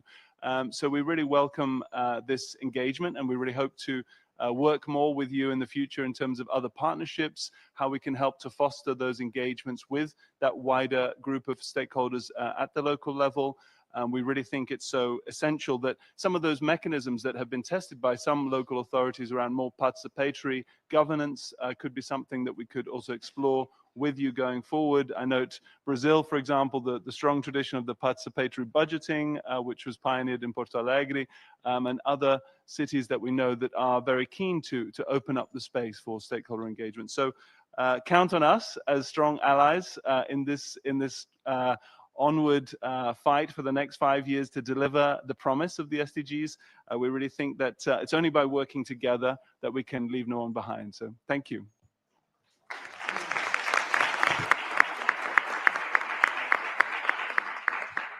Thank you very much, and thank you for giving us that assurance. And to close, I am pleased to welcome Mr. Ishan Shah, founder of Stolen Dreams and member of the Beijing Plus 30 Youth Steering Committee, representing the Generation Equality Action Coalition on Feminist Leadership. Mr. Shah is a true young feminist champion. Sir, the floor is all yours. Thank you. Thank you. Thank you very much for that kind introduction, and thank you for welcoming the Action Coalition on Feminist Movements Leadership into this space. Excellencies, distinguished colleagues, dear friends, it is no secret that we are gathered here today against a backdrop of growing regression, of growing anti-rights and anti-gender actors, and at a time of eroding trust in each other and eroding trust in multilateralism. Therefore, this year's high-level political forum comes at a crucial moment, an opportunity to mobilize, to deliver, and to push forward, to protect, defend, and uphold our roadmap for transformative change, our Sustainable Development Goals, and the 2030 Agenda. And critically this year, there are several goals under review, including SDG 5 on gender equality and the empowerment of all women and girls.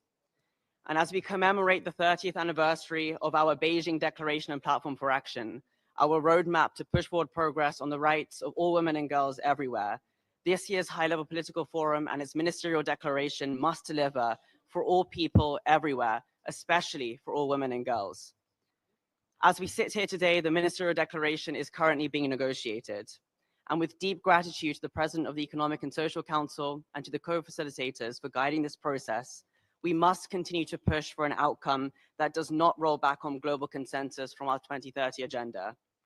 As it stands, the text of this year's ministerial declaration threatens to regress on SDG 5, as well as the outcomes of the ministerial declarations from 2021 and 2022. Weakening commitments on SDG 5 is not a price to pay for consensus and cannot be subject to political compromise. We must hold the line. We must reaffirm that SDG 5, that gender equality and the empowerment of all women and girls is an essential prerequisite to sustainable development. So what we need now more than ever is political will to defend our 2030 agenda and its promise to leave no one behind. But the success of our 2030 agenda and the success of these ministerial declarations produced by the high-level political forum depends on implementation.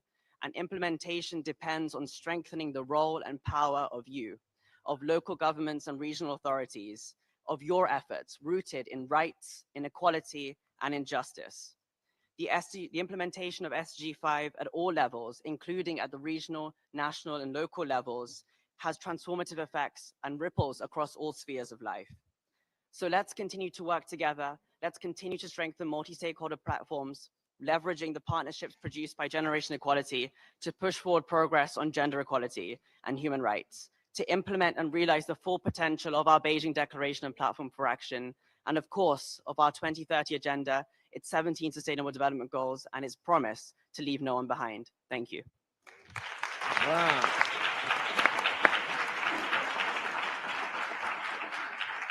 Thank you so very much. That was a very powerful speech coming from a youth.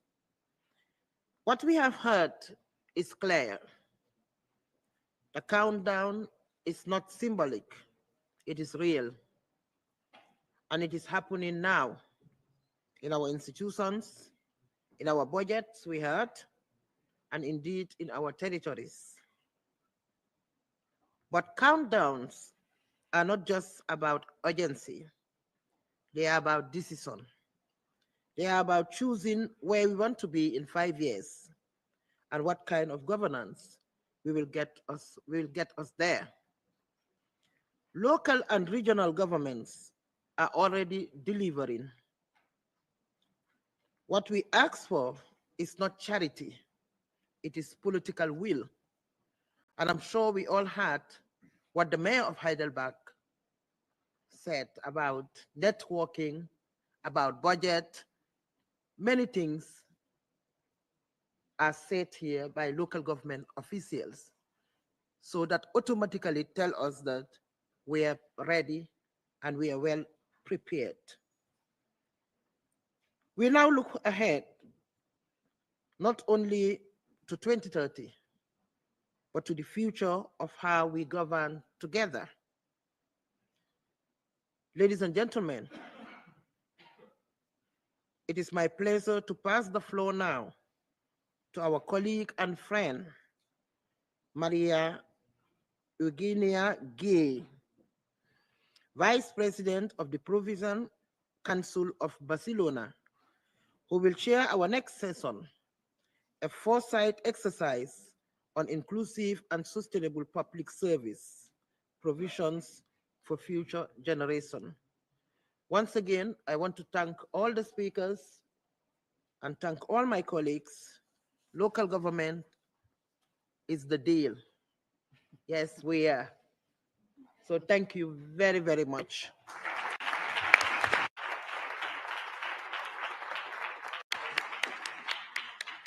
Bien.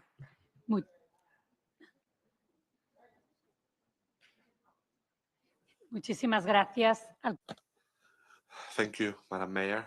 It is really an honor to moderate the following round on behalf of the Provincial Council of Barcelona, and to do so here at the United Nations, where 80 years ago, world leaders at the time had the vision to build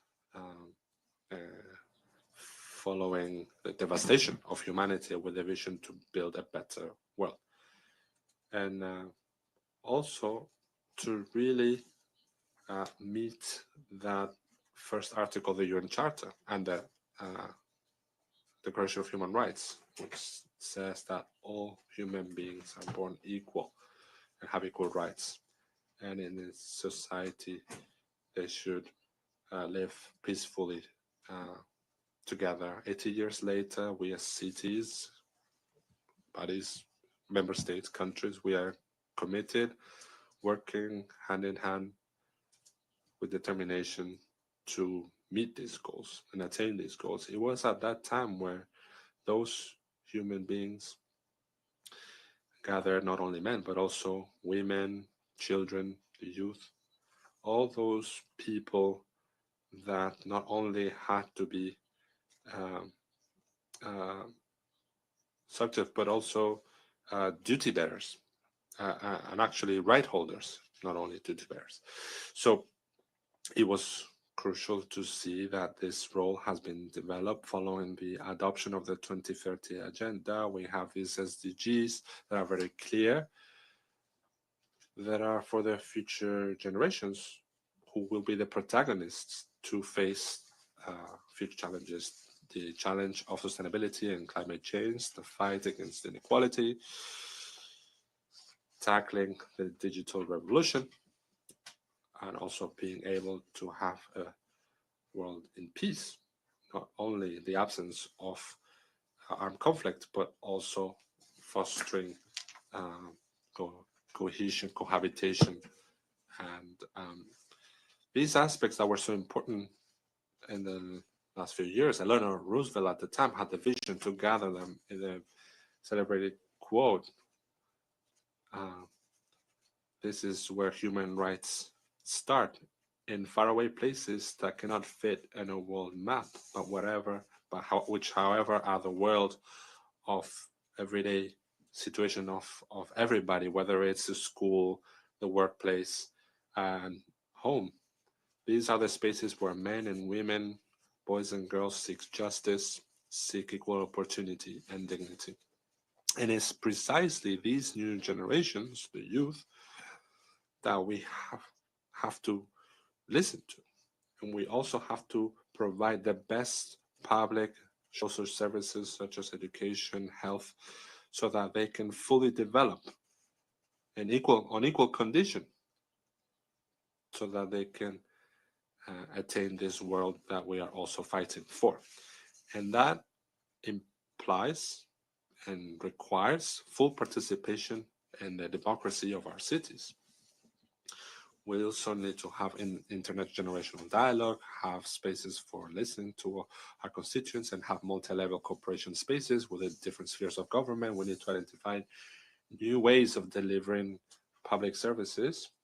We need to mobilize financial resources that would allow us to apply and implement policies that will protect them, and above all, will give them the protagonism that will allow them to really lead the future within the SDG framework. In order to do so, we have the honor of having international leaders that will tell us how they're implementing policies for the youth, for the new generations, that will be the future first. And first of all, we will start and we'll give the floor to Philippe Paulier, who is the Assistant Secretary General for Youth Affairs at the United Nations. So thank you, Felipe, and you have the floor. Días, estamos ahí. Good morning. I think it's 12 still. I'm tempted to speak in Spanish, but I will speak in English. So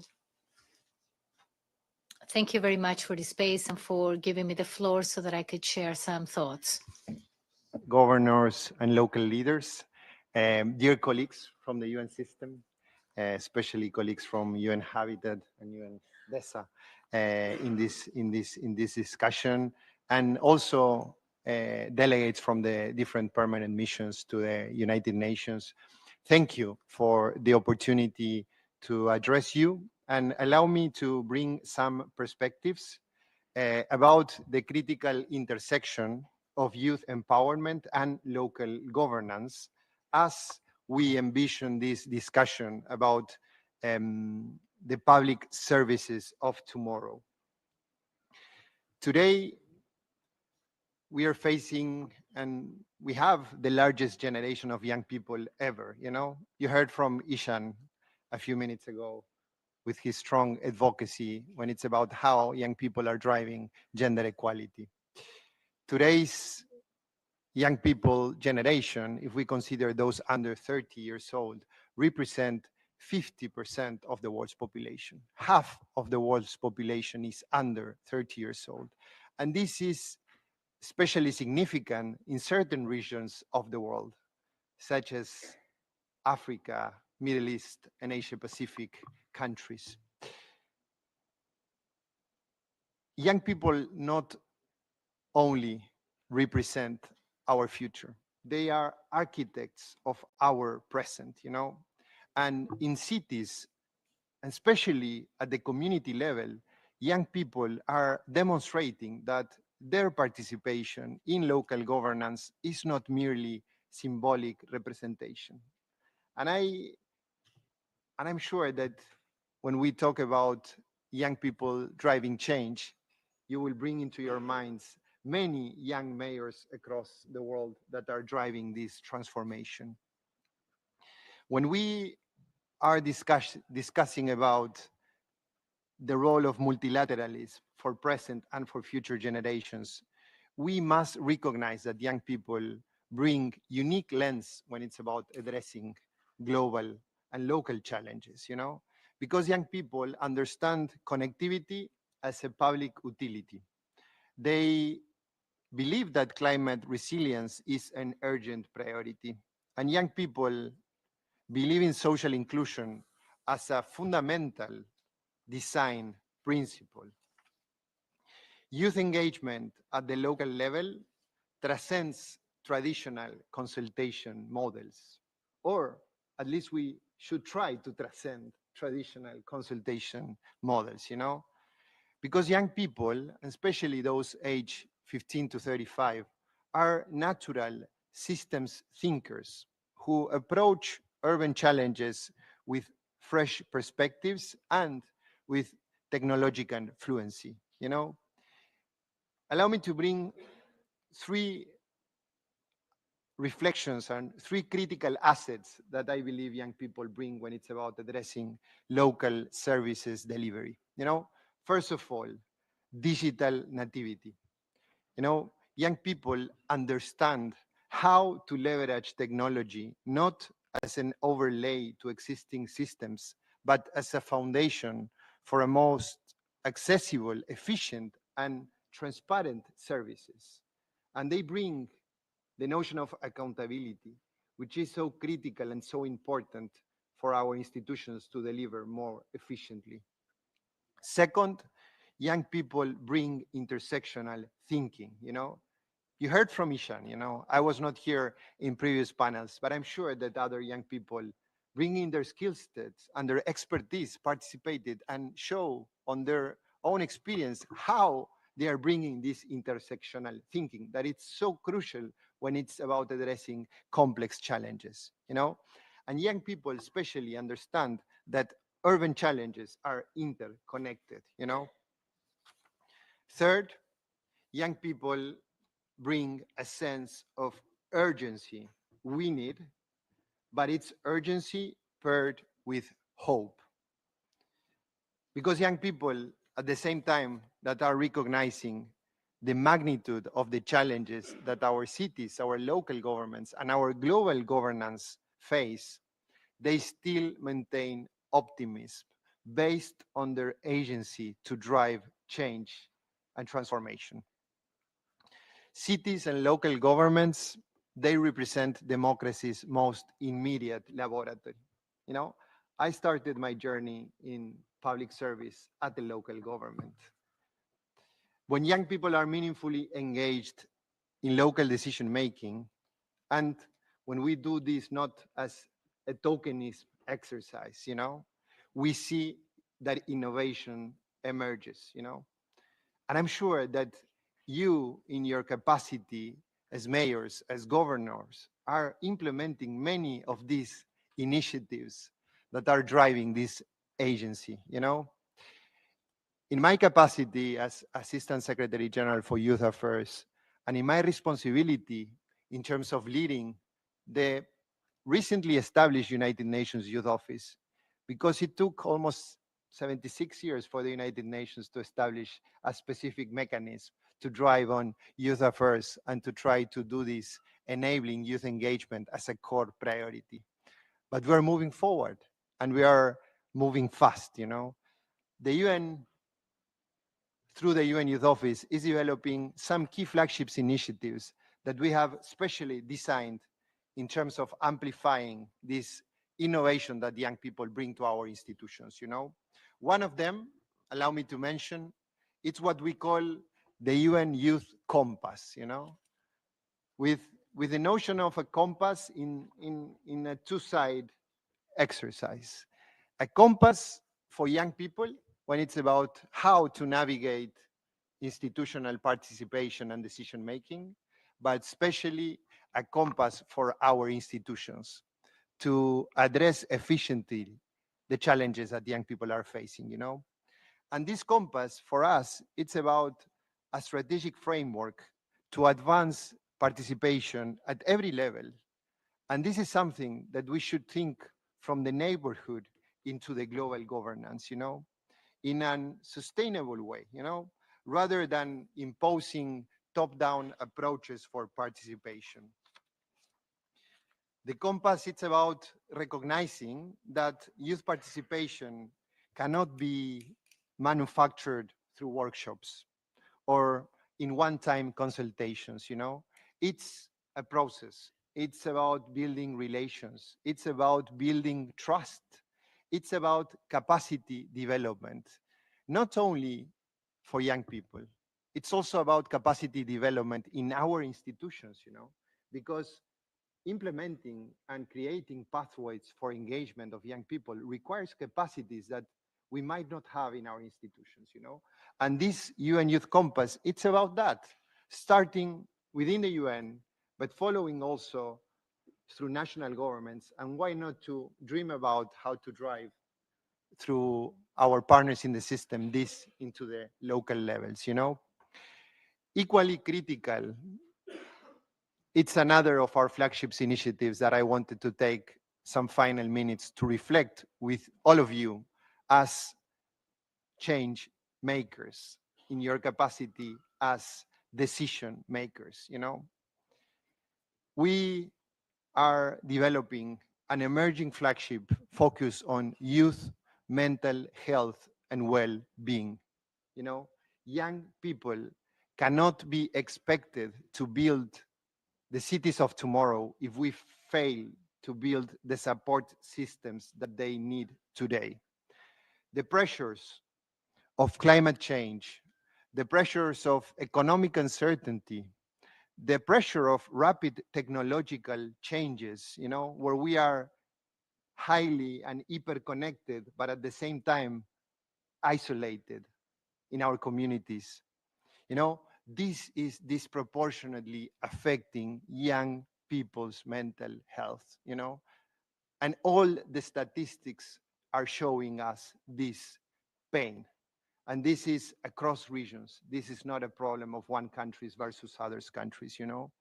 Investing in comprehensive mental health and well-being program isn't just about individual care. It's about nurturing the innovative capacity that makes young people engagement so valuable. When young people have access to mental health support in an holistic way, understanding this support also as peer networks, as well-being resources, as access to leisure and community-based approach, systems that care systems also that support people and our communities. When we develop this environment, young people are able to bring more creativity, more resilience, and more collaborative energy. Cities that integrate youth mental health into their service will deliver consistently and have higher levels of youth civic engagement and more sustainable community solutions, you know. We must recognize that young people are not just beneficiaries.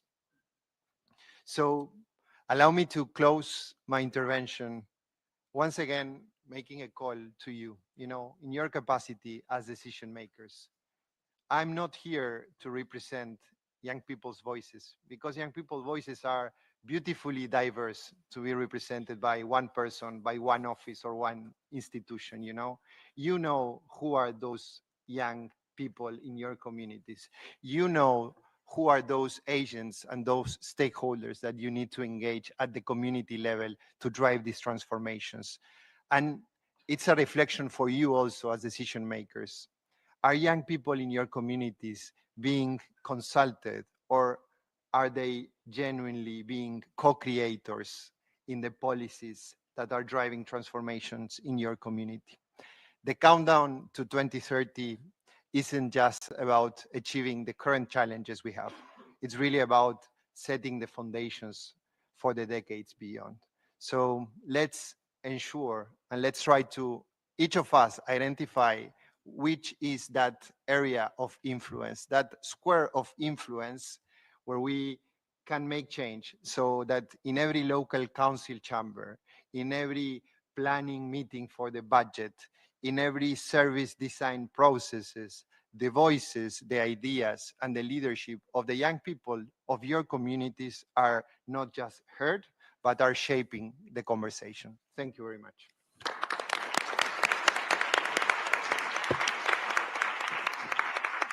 Gracias, Pablo. Sin duda que el papel que tenemos las Thank you so much, Pablo. The role that cities have to bring the voice and help all these young people is essential, and we need to create that ideal space to do so. I'd like to tell the room and remind you that we will now have Under Secretary of the United Nations, Guy Ryvin, which will in fact he's the person in charge of implementing the Pact for the Future, and he will join us later. In any case, we will now have Mr. Abdoulaye Kaba Yakite, the President of the Regional Council of Koulikoro, Mali. Mr. is yours.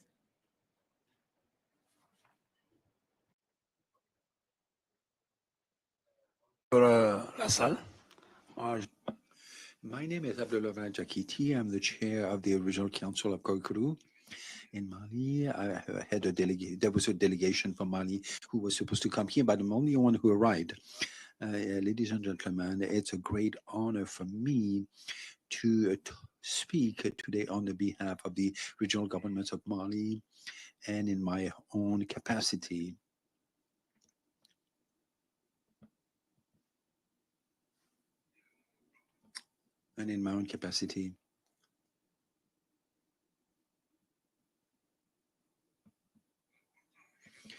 I'm also here to express the voice of the African region. Mali is a country in the Sahel region, very rich and a great cultural and economic potential, but it is also facing numerous challenges on this security front. And this world has been vulnerable on the climate change, has a high demographic growth, and there are a lot of security issues. We have a low access to basic services, and which threaten social cohesion in our regions. Indeed, the local regional government play a very significant and key role to bring basic social services to the people, to bring them closer to the population, which would contribute to peace. In Mali, from 2016 to 2022, the local government have realized that more than 458 projects, which represents $75 million of investment, and out of which 5 million were dedicated to local government. So the local population, has been able to work on the SDG number 3 to promote the well-being of the population for future generation. It is required to guarantee equitable access to healthcare, education, water, energy, even in vulnerable areas. It is also necessary to launch to have innovative solutions that are well suited to our realities of nomadic people, and women and youth need to be significantly embedded and then involved in the local governments. And also the declaration on the future generations calls upon us to act to offer a safer future and more prosperous to the future generations. The perspective, the realization of the SDGs is for us local governments an absolute priority through our planning tools, and we embed the reality and the safety aspect, particularly environmental climatic issues and participation of the population in all of what we do, which is translate and which represent the implementation of our international commitments on our territories. Something which is also important is to listen to the voice of other regional, other regions in Africa, and we express our common desire to have inclusive, resilient public services that are as well suited for the local population than their needs, even beyond our borders. Our regions have the same challenges for dignity, social justice, and sustainable development. So I would like to express our deep gratefulness and to call for international solidarity so that we strengthen our armed forces in Mali, which work every day for the security of our territory and to protect our people, which is a necessary requirement so that we can provide a public services on the behalf of the national government of Mali and solidarity with the African regions. I would like to affirm our commitment to collaborate with all the partners and stakeholders in the territories and for sustainable development that is inclusive, serving the future generation. Thank you for your kind attention.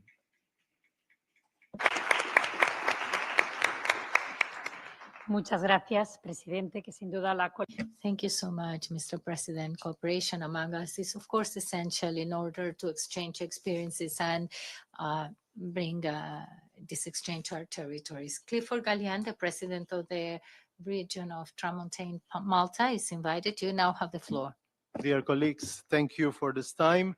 I'm happy to be here and to share also the aspect of the region which I represent, Region Tramontana. Tramontana means north in Maltese, and also of my country. First of all, we have to remember that Malta is a 316 kilometer squared island with a 600,000 population.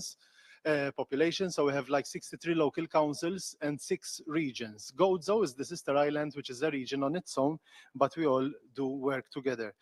Of course, Malta as an island demonstrated a strong commitment in regards to advancing the sustainable development goals through an integrated and inclusive approach, and our emphasis on sustainable tourism, which is our main resource which helps for the economic growth, with environmental preservation and cultural heritage protection on the fora.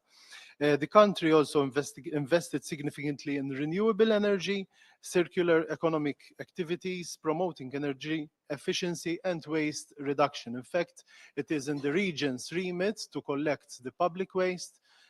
We are also trying to adapt and change the system from time to time to make it more reliable and more adapting to the local population. Of course, one of it is to reduce the traffic, because being a small island, we try to find solutions for a better road management. So we are trying to also collect waste during the evenings, but also in regards to the Mediterranean biodiversity, collaboration between local government, local communities, and private sectors. Of course, as Malta is small, we are seeing a rapid urbanization with over 77% of the population residing in urban areas. But of course, the urban environments are increasingly recognized as key drivers for health and well-being, as our colleague mentioned before, which helps also in the betterment of our health research, where housing also plays a crucial role. For example, building smaller houses, also equity is central to effective housing planning with a focus on addressing the specific needs of diverse groups, including vulnerable populations such as women, children, people with disabilities, the elderly, the LGBTIQA+. Of course, Malta would like to adopt more policies to address broader societal issues, positioning the government together with the regions, the local regions, as a leader in promoting collaboration across sectors. We also mentioned the attention to the youths and the kids. We as regions also have the Regional Council for the Kids, with a president chosen by the kids itself, and we try to listen what ideas they have and try to implement them, not just listening them and tick our political agenda, but really listen to them, as we always believe that education remains key. Today, it happens to be the International Day in support of victims of torture, held by the UN to advocate the survivors and raise awareness about its consequences. Why I'm mentioning this? Because as the subject today in this exercise is envisioning sustainable and inclusive local public, etc., for future generations, we tend to forget what the geopolitical tensions around us are, what is happening and affecting us, affecting a lot of children, affecting a lot of youths. And after all, if we really want that our actions are markable and helps for the future, we must think of how to support each other, help each other without intruding in wars, and also stay neutral and unite in peace together for a better environment as well. Thank you so much.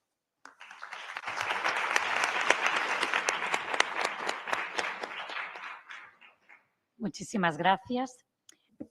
Thank you so much.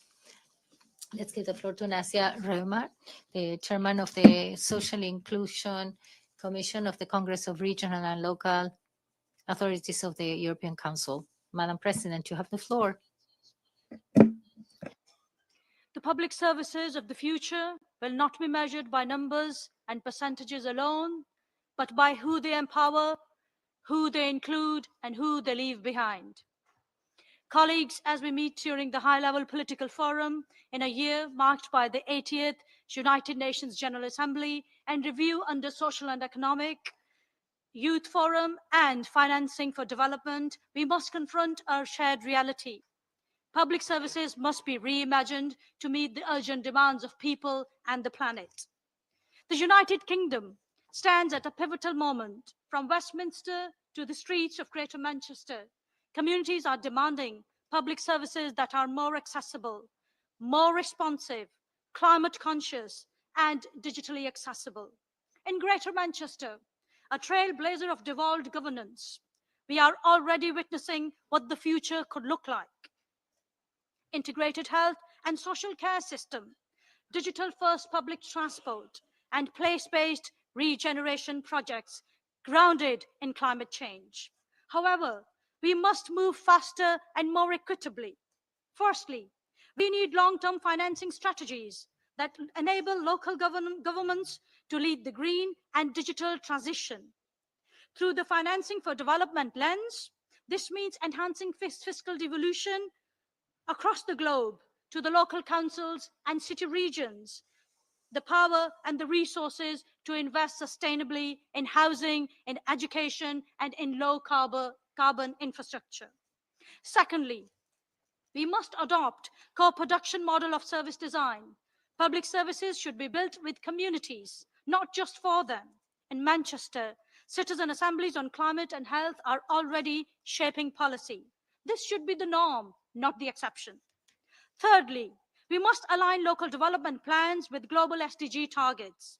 The United Kingdom can show leadership by embedding SDG tracking into subnational governance.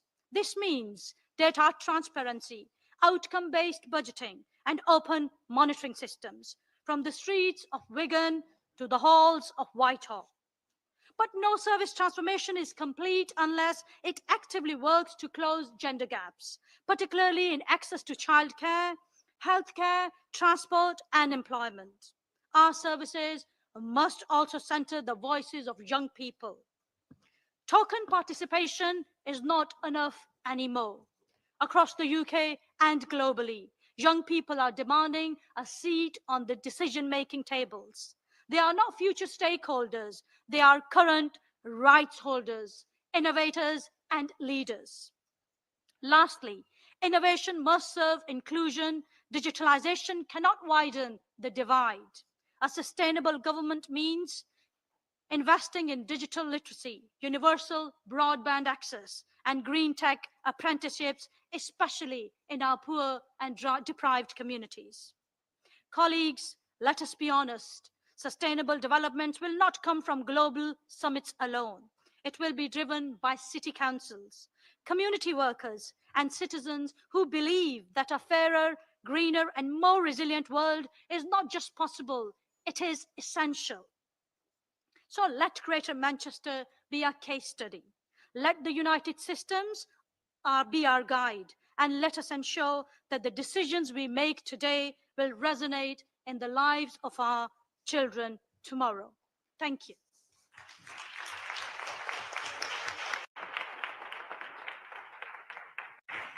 Thank you so much. Ahora pasaremos con... Let us now give the floor to Antoine Lacelliere. Adelante. Merci, Madame la Vice-Présidente.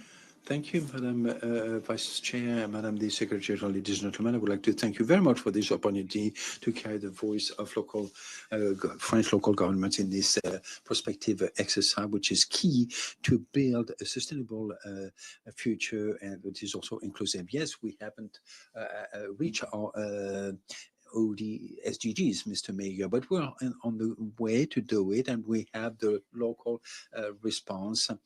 And first, I would like to mention the key role played by local and regional government in providing basic services. They are at the heart of the life of citizens. They provide basic services, access to water, to education, to healthcare, to mobility, to culture.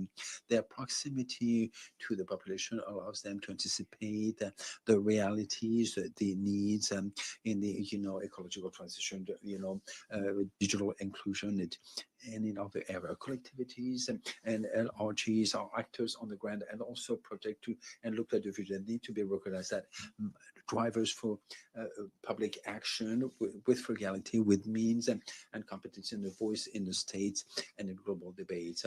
If I wanted to offer an innovating service for the future, I would imagine certainly a public service that is integrated, physical and digital, and set up in all the territories, even the rural areas, providing well-suited and adapted for each citizen in the cultural transition with the access platform for access to rights and sustainability, and of course, digital mediation to fight against the digital divide and to have access to promote access to service access online and help people to build alternative local project. Of course, this window should be supported with AI that is sustainable and local. We also, I think it's important also to talk about the fact that the free services, public transportation, the very first water quantities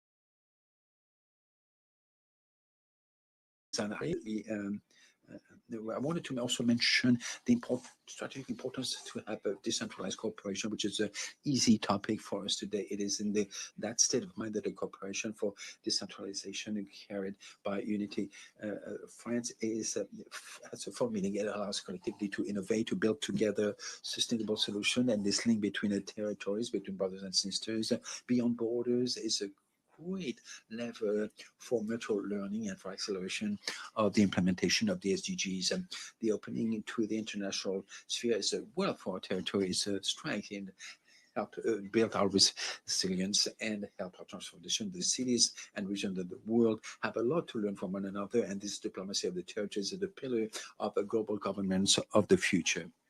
I would like to now mention a few examples. For example, the cooperation has been set up between the city of Nancy and the city of Torreon in Mexico for the fight against excess heat, through digitalization of downtown services, or the cook building of women houses to fight against sexist violence and to be able to welcome and to host in our cities, Nancy and Torreon, women and their children who are in emergency situation. The second example that I could mention is with in Turkey, following the terrible earthquake. We have created with City in France a solidarity fund to help to rebuild this region in the south of Turkey.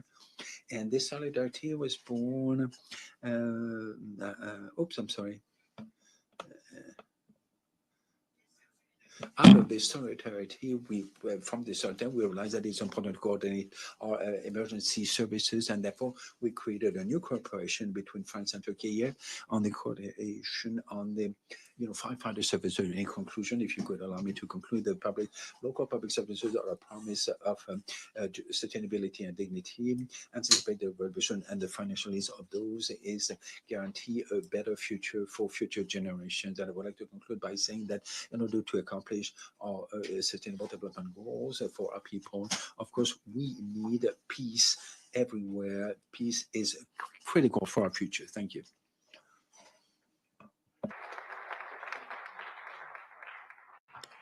Muchísimas gracias. Thank you very much for your remarks. We will now give the floor to Hildo Guzmão, Mayor of Francisco Morato in São Paulo, and he's also the Vice President for SDG Partnerships at FNP in Brazil. You have the floor.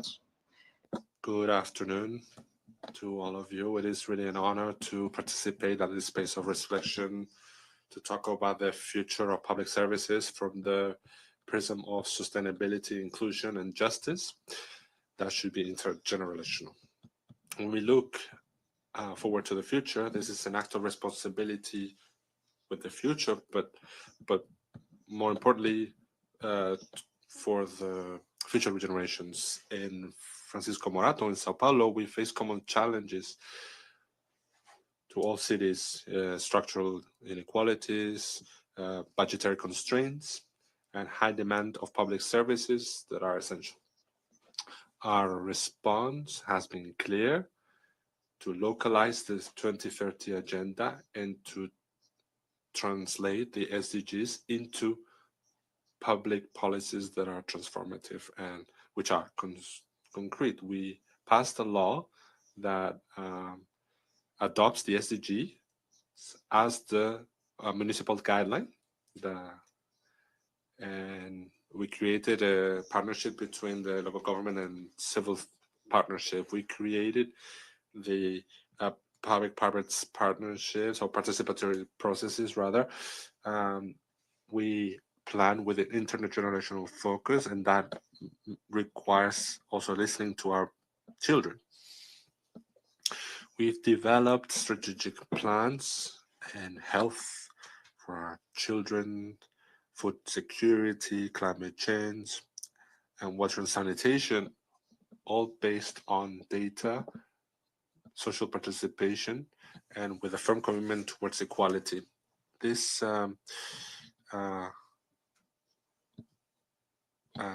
project is an example that shows how public policies can really have a direct impact on sexual and reproductive health of adolescents in our cities. We were also recognized for our initiatives in terms of mental health and fostering a healthy diet.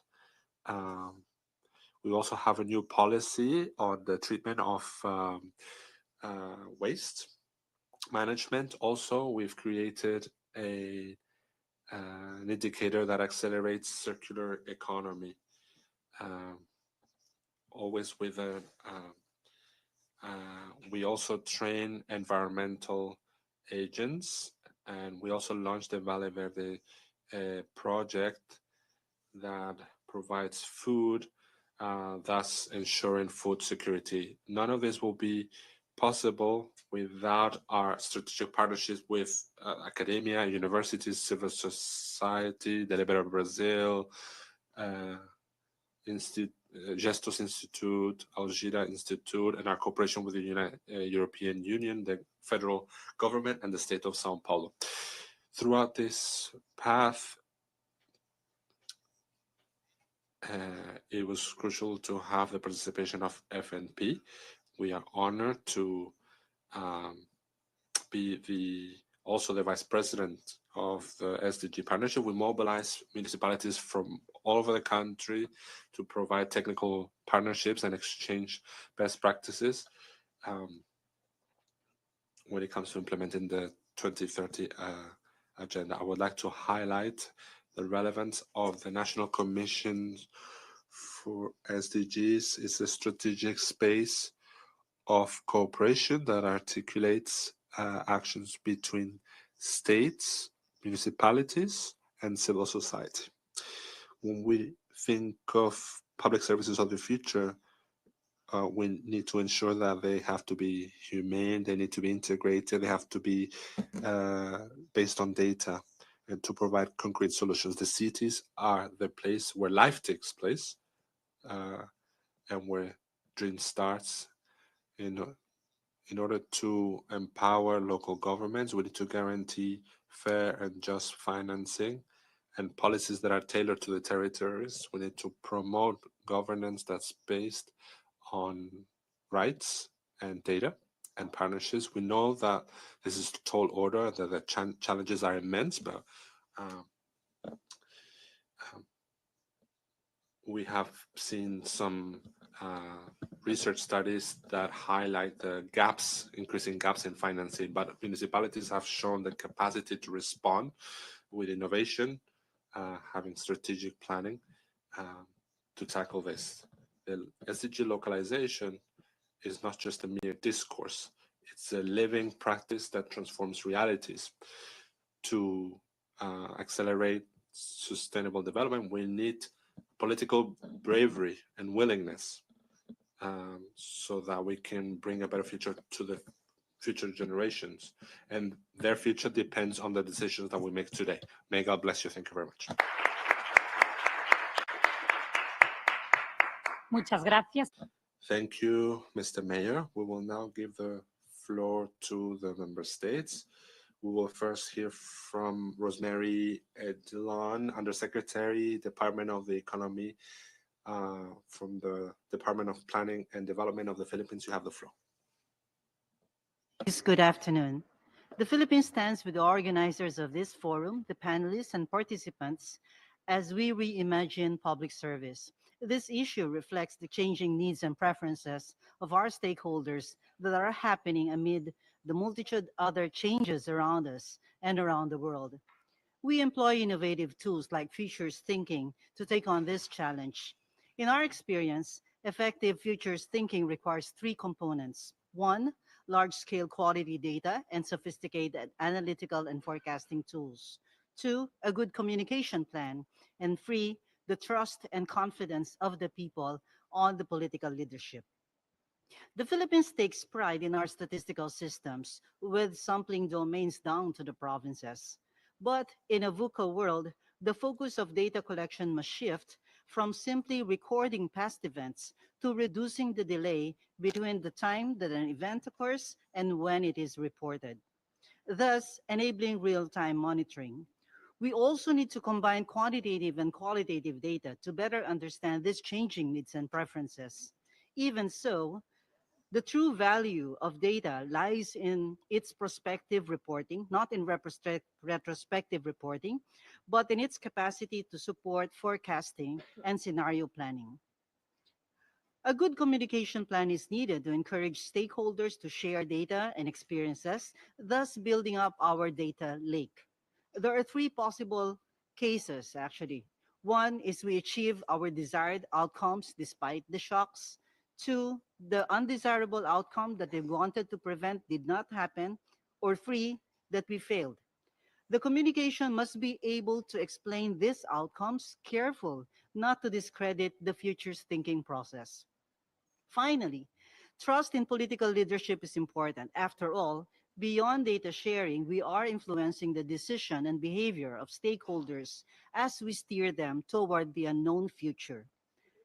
Central to building trust is to forge meaningful partnerships and repeated engagements. Engaging the youth not just through consultation is a key strategy. After all, they have more at stake on the future. In the Philippines, we hold design thinking workshops, which we call HABI, which is the Filipino term for weave. We emphasize 5 core values of the Filipino: empathy, critical thinking, creativity, imagination, and the collaborative spirit. We work together with the youth to carefully spot drivers and signals of change, determine if and how to change the status quo, embrace creativity, and make creative decisions and co-create solutions to drive meaningful change. But to what end do we do all this? For us Filipinos, it is about ensuring that we enjoy strongly rooted family and community ties, a comfortable lifestyle, and a secure future, which we call the Ambisyon Natin 2040.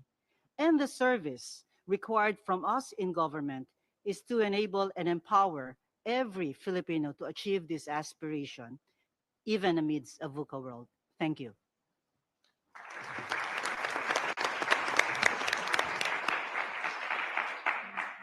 Muchísimas gracias. Thank you very much.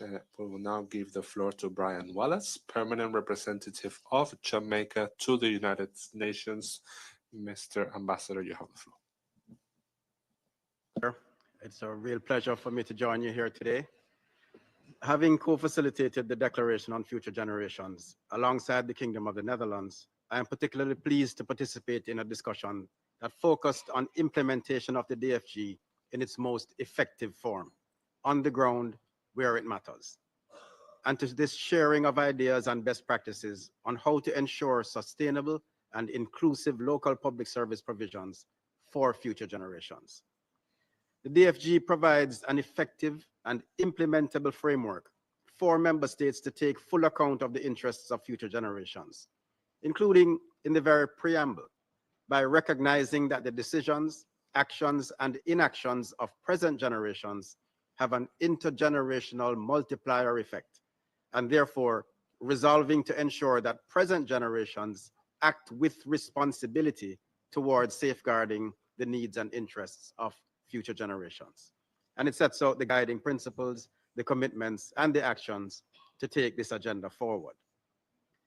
Building a public service that serves the interests of future generations requires a multi-stakeholder approach that includes a coordinated national and local government effort alongside the private sector and civil society, youth, and academia, while integrating evidence-based decision-making, anticipatory planning, and comprehensive impact assessments grounded in science and data. We must also build out an accountability framework that monitors and evaluates progress towards implementation of this improved methodology for sustainable development. We know from experience that if we do not take stock, measure, and evaluate the performance of today's public service delivery in a robust and transparent manner, then we risk designing frameworks that will not be responsive to the needs of future generations. Progress and sustainability require measurement and accountability. While the institutionalization of futures thinking and planning requires a coordinated whole-of-government approach at the national and local levels, authorities at the local government level can play a critical role by creating structured and inclusive spaces for dialogue that encourage engagement with and the participation of youth, civil society actors, and community-based leaders in providing feedback, guidance, and inputs for policymakers. Local authorities must act as amplifiers of the needs and experiences of their constituents. Localizing the DFG and creating a sustainable and inclusive public service infrastructure requires inclusive and equitable access to information and meaningful community participation. Evidence shows that informed citizens are more likely to engage in public affairs. Moreover, Informed citizens not only act as positive agents of change, but they also cultivate a culture of civic responsibility that will leave a lasting legacy for future generations. Building public services that are sustainable, inclusive, and future-ready requires a collective effort. We each have a role to play in creating the future we want to see, but we must be intentional, informed, and willing to act. Only then can we leave behind a legacy that will empower future generations. I thank you.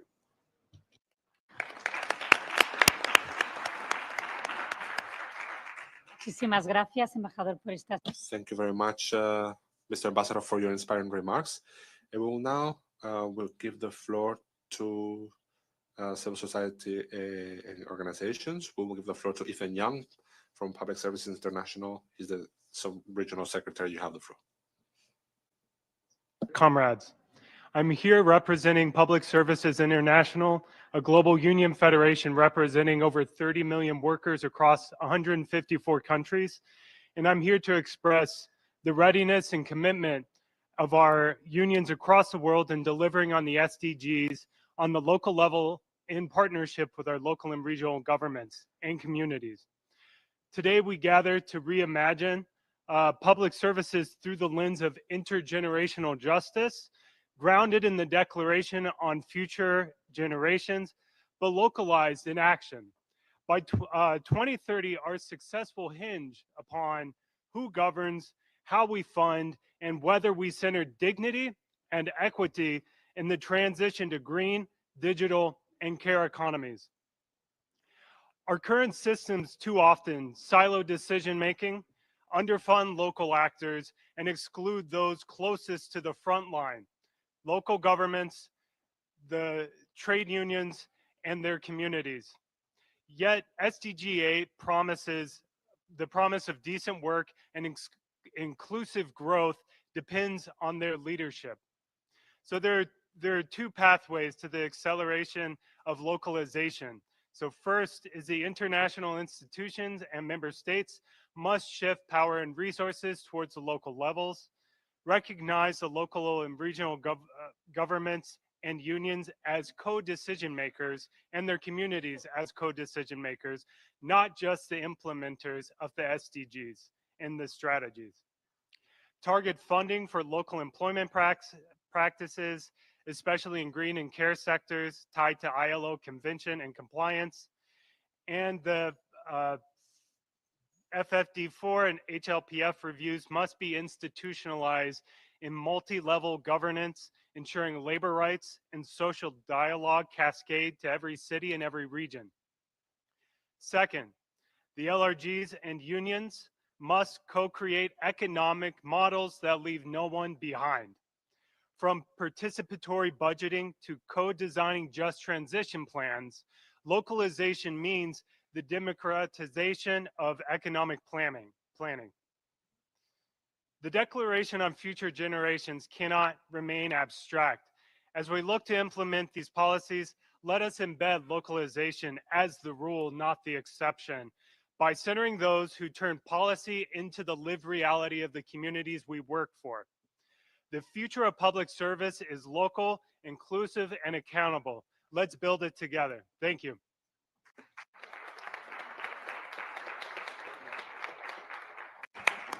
Muchísimas gracias a todos los ponentes. Thank you very much to all the speakers for very enriching, very wonderful remarks. We have 5 years ahead of us. These events like this really helps us accelerate the attainment of the SDGs in the 2030 agenda. But as cities, we need to really bear in mind that it is only if we place the future generations at the center for any development, whether it's scientific, economic, and so on, that is the only way to really make progress. So let's keep working together. Thank you. Muchísimas. Thank you very much for facilitating and for this wonderful panel. Thank you, Madam Eugenia Gay.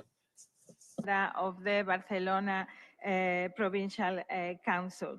And allow me now to go into the closing of this very interesting and intense morning with a broad range of actors, a very diverse representations of local and regional governments. I would like to start this closing giving the floor to two representatives of the Global Task Force. Allow me to start giving the floor to Frédéric Vallier on behalf of the Association Internationale des Maires Francophones. Frédéric, à vous la parole. Merci d'être là avec nous.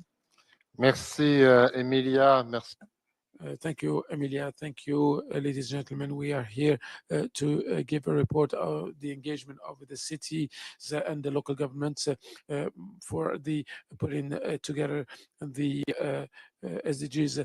This engagement has been sustained for more than 10 years.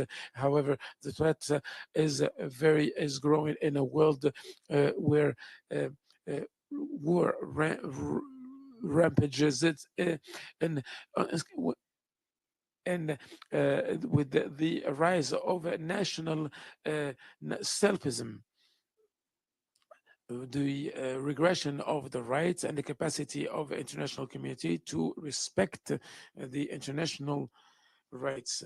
And so now we have to call upon those who believe on the collective war. Those who believe in it are the local elected governments and officials in their reforms of political of policies. They show that there's another way, a path towards emergency, towards the emergence, and based on the recognition of the citizen and the local action.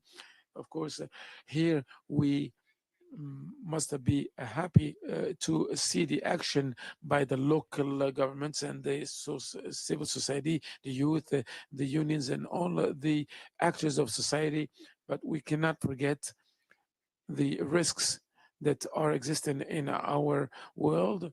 And we saw it today in CV, the regression of the public assistance. We see the threats against the mayors who are put in jail, who are fired and put in jail without any reason. And we see that we see the wars in Europe, in the Middle East, in Africa, and other continents. So I would like to tell you that I am sharing.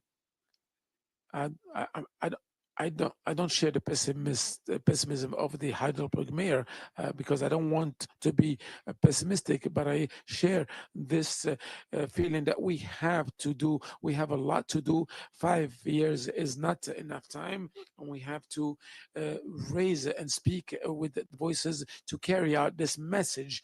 Thank you very much. Allow me now to go to Jordan Harris, Deputy Secretary General of Regions 4. Thank you very much, Chair, and thank you very much, Amelia, and your leadership at UCLG and in our common space in the GTF. At Regions 4, we firmly believe that delivering on the SDGs, in particular in this final stretch up until 2030, but of course going beyond 2030, does require a bold and a multi-level approach and radical collaboration. I think we've heard a lot of really great examples of that kind of collaboration today, having in the youth groups in the room, the various constituencies and majors groups represented here, as well as through the various narratives that we've heard from several cities and regional governments in their actions at home. We also firmly believe that the regional governments are quite uniquely positioned, in particular to build bridges and coordinate across various municipal jurisdictions, as well as to align with national policies and a specific capacity to be able to channel resources down to local jurisdictions and directly to local communities on the ground. Especially critical challenges, many of which we've heard highlighted today: climate change, biodiversity loss, marine and ecosystem degradation, do demand a territorial response that transcends many times local administrative boundaries. So it's at the regional scale that we can really ensure policy coherence and equity in the actions that we need. So we really do need to work through a whole of government, but also a whole of society approach that is inclusive, that's rooted deeply in justice, and that is at the foundation of a just and resilient future, not just to 2030, but far beyond for generations to come. In particular, through the Regions for SDGs partnership, together with UN Habitat and pioneering regional governments such as Basque Country, Flanders, Gauteng, Lombardy, Paraná, Rio de Janeiro, and Wales, among many others, and with strong allies such as the Local 2030 Coalition and the Global Task Force, we are definitely committed to strengthening the role of all local and regional governments in the new multilateral system. So let's ensure together that territories are not just implementers, but are also co-creators in the future that we need. Thank you very much.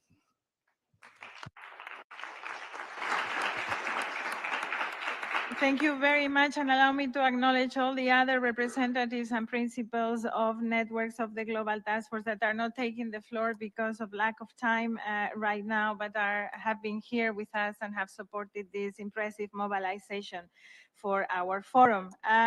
Allow me now to start with the more formal part of our closing, inviting to speak to Marcos Neto, UN Assistant Secretary General and Director of one of the dearest agencies for local and regional governments in our United Nations system, UNDP's Bureau for Policy and Program Support. Marcos, it is a pleasure to have you with us. The floor is yours. Thank you very much. This Excellence, distinguished mayors, governors, colleagues, and friends. It's actually fascinating to sit here and look at the names. They're very different names than we all usually see. It's names of towns and regions, and so that represents the conversation we're having today. And we witnessed the power of local action today, from small towns to major cities, as local and regional governments, together with their partners, turn global goals into real progress. Thank you for your leadership and commitment to the SDGs. We know this work takes innovation, integration, and constant effort to deliver better public service with limited resources while ensuring no one is left behind.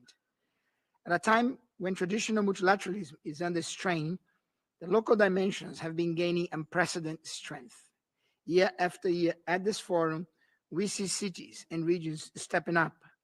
You are not only keeping the promise of 2030 agenda alive, you are showing the world how to get it done. This is demonstrated by the 370 local volunteers and 45 subnational reviews that cities and regions have prepared. We at the United Nations Development Programme is proud to have supported some of these reviews, such as in the city of Baguio in the Philippines. Colleagues, with less than 2,000 days left to reach the SDGs, we must scale up local solutions and accelerate their impact like never before. Every action matters, from affordable housing that shelters families with dignity to nature-based solutions that restore our environment, from inclusive public service to sustainable mobility that connects people and opportunities. Local and regional governments are at the heart of this transformation. Your ability to innovate, adapt, and lead is not just important, it's indispensable. Today's discussion made it clear the 6 SDG transitions are not abstract concepts. They are already put into place. Cities are demonstrating how these pathways can work, inspiring action across levels of government. As an example, UNDP has supported the city of Bogota and implement the home care system, contributing to SDG 5.41 on unpaid domestic work and bridging help to women taking care of dependents with disability, including training opportunities. But to sustain this momentum, we need more than commitment. We need investment. Because ambition without resources will not deliver results. Scaling up local SDG finance is urgent. That means unlocking domestic revenues, de-risking private capital, promoting local economic development ecosystems, and empowering local government to plan, invest, and deliver. Financing local future means financing our collective future. And I'm delighted that last week, or 2 weeks ago in Seville, the Compromiso de Sevilla has recognized the need to finance local government. Today's choice will live far beyond 2030 by including youth voices and intergenerational perspectives in local planning. We help build communities that truly serve those who will inherit them. UNDP remains strongly committed to local action, rooted in strong local governments, inclusive, prosperity, resilient, and peace, as well as in local financing strategies. Through our network of UNDP country offices working in over 170 countries with our UN sisters and the resident coordinators, we will continue partnering with local and regional governments to create solutions, align finance, and scale what works, leaving no town, district, or person behind. Thank you for your leadership, your innovation, and your hope. Together, we can prove that multilateralism grounded in local reality is not only possible, but is already a reality. Thank you.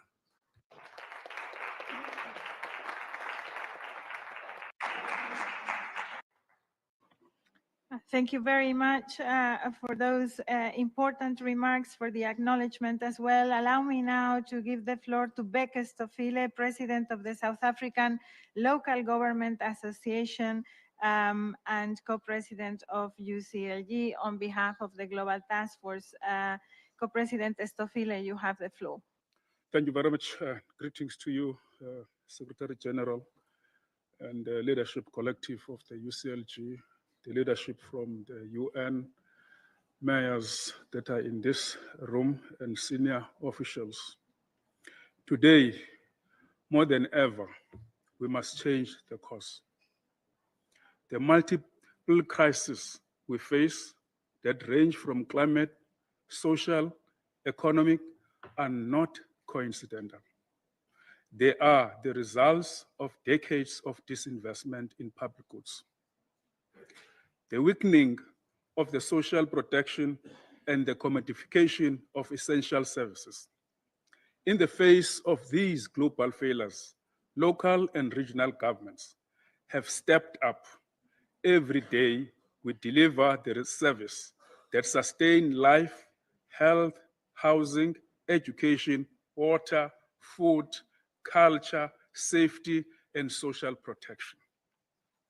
We do this from the ground up, with proximity, with commitment, and with the determination that no one and no place is left behind. But to continue playing this role, we need three things: political recognition, adequate mandates, and the resources to act. Without these, we cannot fulfill the promise of the global agenda. Earlier on, Secretary General, there is a speaker that says, it's not enough to open the door, but you don't allow local government inside the room and plan and execute together. And this is what it means. That is why UCLG is calling for a structural shift, a new global social contract anchored in care, equity, and public government service, and a contract rooted in the feminist care economies, in the territorial solidarity, and in a renewed model of a democratic governance. The pact of the future gives us a starting point. It's an Action 55 is clear. The Secretary General must propose enhanced modalities for the local and regional government engagement in UN processes, especially to advance SDG localization. We are ready to deliver on the SDG every single day, but we cannot do it alone.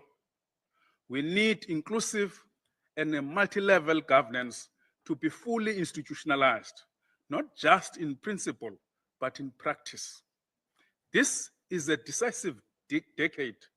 Let's make it the decade where power is rebalanced, where care becomes a political priority, and where local and regional governance are not just implementers, but full partners in shaping the future. We can succeed if we work together collaboratively. Thank you very much.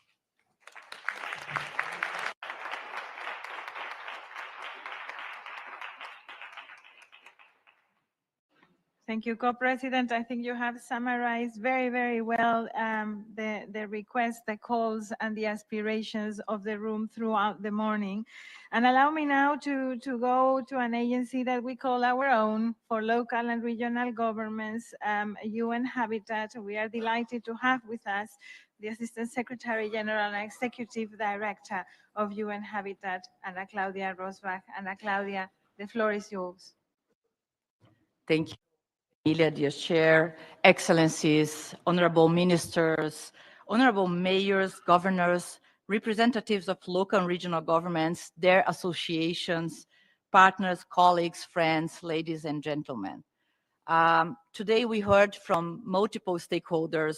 We heard from member states to local and regional governments. I just heard that we had more than 50 representations from local and regional governments here with us today and at the high-level political forum. I really would like to take a moment to appreciate your time, leaving your constituencies, leaving your homes, and the pressure that you have to face the daily challenges and come here and being with us today, sharing your practices, sharing your wisdom, and sharing your knowledge. I understand, coming also from this space, that it is a huge effort from all of you.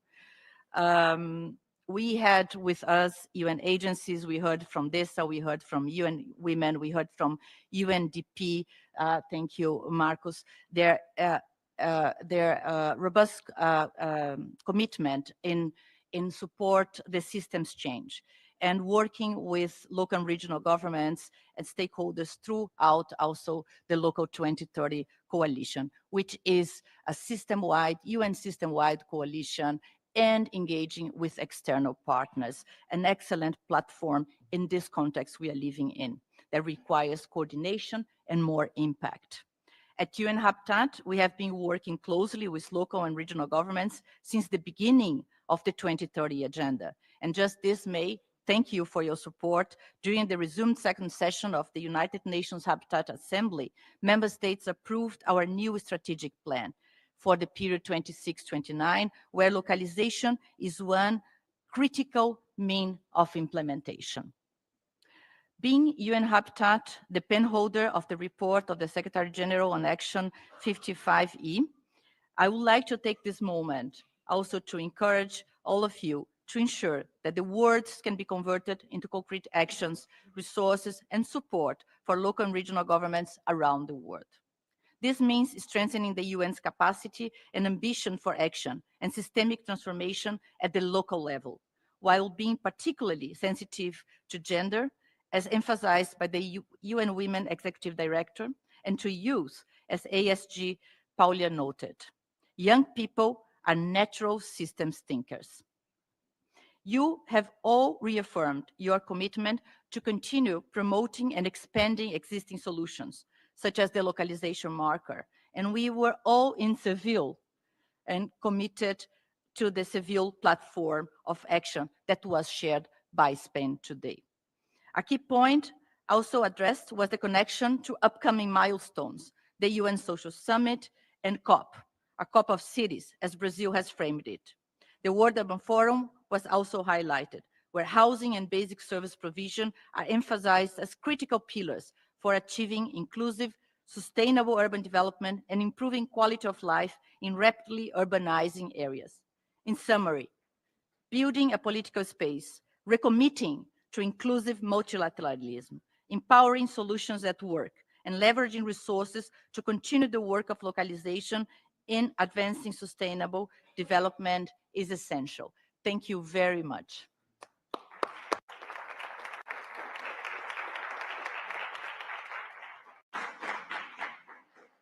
Thank you very much, Executive Director, and congratulations to all of us for that strategic plan that was approved. I think it will be a great importance for our collective agenda.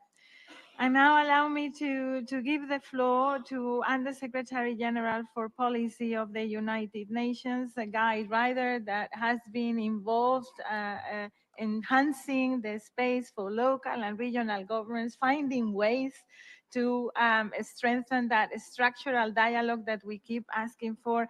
Under-Secretary General, it is an honor. to have you with us. We're truly grateful for the strides that you and the Secretary General are making to enhance our space in the multilateral system. Welcome.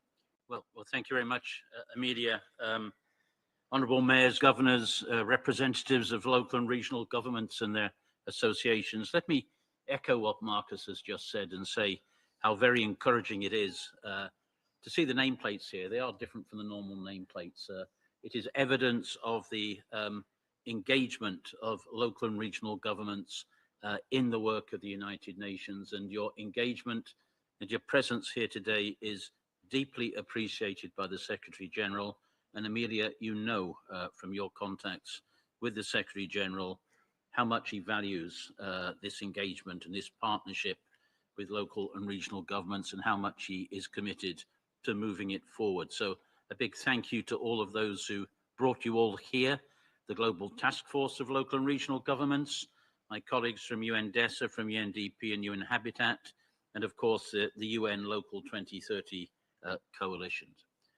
To state what you already all know and have no doubt discussed at length today, we understand that local authorities, local governments, are the closest level of government to citizens, and that they have a critical role in transmitting and translating the commitments made in meeting rooms like this to the realities of everyday lives of the citizens that you serve each and every day. And the exchanges which have taken place here on the different SDGs under review, be they on health, on gender, on decent work, on ocean actions, are great examples of how we need to turn, as time runs down on the 2030 agenda, in turning global commitments into tangible, life-improving action in the communities that you serve. Together with national governments, local and regional governments play a key role in driving responsive action through inclusive services and localized investment to achieve the SDGs. And as we look forwards, we have the Second World Summit on Social Development as a milestone later in the year. I think it's particularly important that local governments continue to help shape the future of gender equality, of youth engagement, of social protection, and of inclusive public services, as well as in the domains of development, finance, and resilience. And this means that building trust, and trust is sometimes a rare commodity in these meeting rooms, building trust to deliver inclusive, rights-based public services that resonate at the local level and safeguard future generations is of primary importance. Dear colleagues, this forum has played a very important role in convening and creating space for member states to connect with local and regional government representatives, along with other partners of within a local SDG ecosystem for action. And as a platform for dialogue on SDG implementation, I think that the forum has continued to foster an exchange of best practices and innovative solutions to catalyze SDG transformations. The city's countdown to 2030 is a good example, grounded in local realities, showcasing how policies are turning into sustainable practices backed with investments to deliver transformative impact. And throughout the forum, I know that you've taken note of the reality of the threats and of the challenges to the fabric, to the values, to the principles and the sustainability of multilateralism. These challenges are very present. And I think that this means, as reflected in everything you've been discussing today, that multi-level governance needs not to be a choice, but an imperative if we are to safeguard and promote our collective future in ways that we would want. The Secretary General's report that was mandated by our Action 55 of the Pact for the Future offers complementary and cost-effective recommendations to enhance local and regional government engagement across the UN system, which is what we want. The recommendations build on the work of the advisory group on LRG's consultations with member states and with the UN system, as well as the local and regional government constituency, including representatives of local and regional government associations at different levels. Stronger synergies across UN mechanisms need also to be explored to support national level SDG implementation, and that includes integrating local and regional governments into common country analyses, cooperation frameworks, and voluntary national reviews, as well as voluntary local reviews, while enhancing the UN's coordination in delivering on the SDGs. So it's really an inspiration to have the leadership of local and regional governments evidence in the preparation of the voluntary local reviews, encouraging that the growing recognition from member states is evident in these efforts. They are increasingly reflected, those efforts, in their own national reports. Colleagues, the Compromiso de Sevilla, which was adopted by member states during the 4th Financing for Development Conference, reinforces commitments that were made in the Pact for the Future, because it targets bold, forward-looking measures at both the national and the subnational levels to help close the $4 trillion SDG financing gap, reinforcing the central role of local and regional government in this effort. There are important steps from the Sevilla conference to advance, including on local public finance systems, but this entails translating, once again, our commitments into practical, scalable investment mechanisms. So we must mobilize our partnerships, engage with all of you to make, again, the promise reality. The Local 2030 Coalition is already investing in solutions that do align with national strategies and engage local leaders to demonstrate the power of local action. Let me conclude by saying that as the UN approaches its 80th anniversary, meaningful engagement with local and regional governments is essential, and it's recognized as essential if we are to reinvigorate multilateralism and to deliver on the 2030 promise with local impact. So I trust that with this forum, we will continue walking the path together, united in purpose and meaningful transformation for this generation and for future ones. So sincere thanks for your presence here and an engagement from the side of the UN Secretariat to continue to work with you with real enthusiasm and real engagement. Thank you.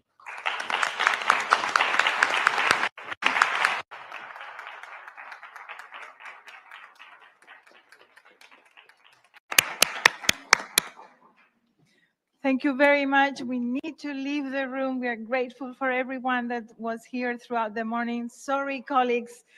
Good luck with the next side event. Thank you.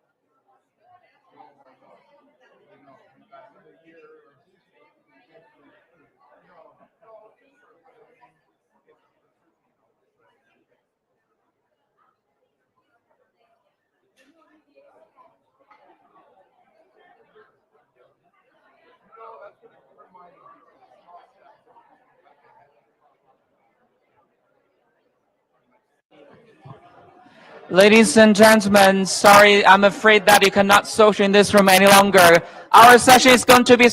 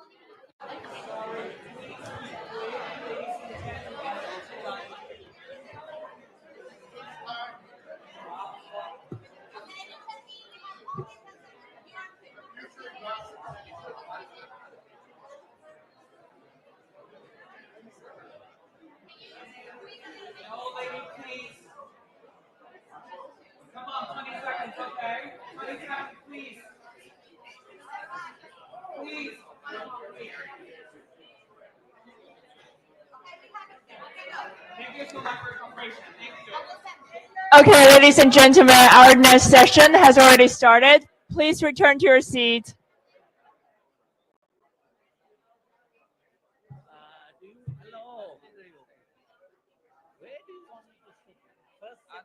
You was your name. Yes, on the screen later on. Did you see your name already? Yeah, great. Do you want me to sit here right now? Yeah, of course. Since the very beginning.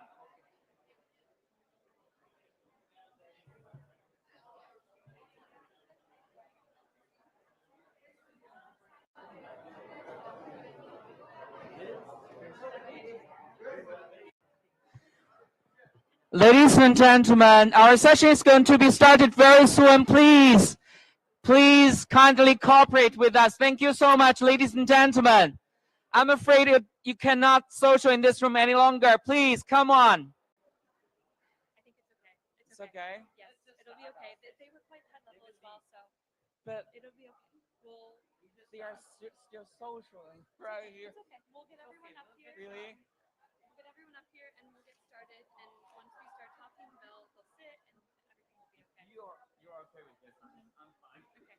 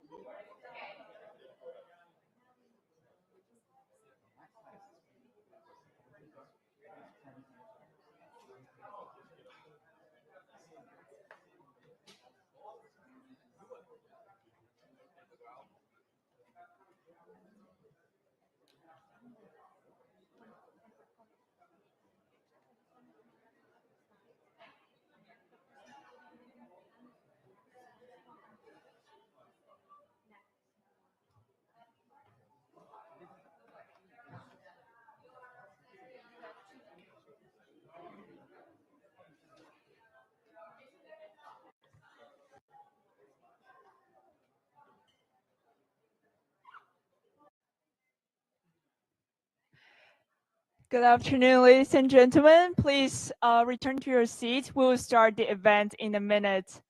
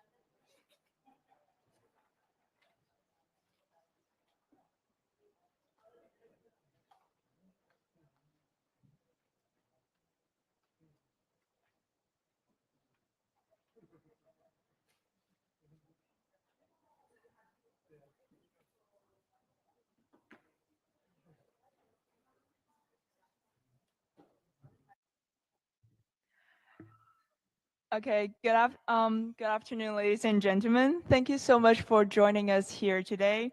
My name is Phila Wang. I'm the Senior Manager at UN Sustainable Development Solutions Network.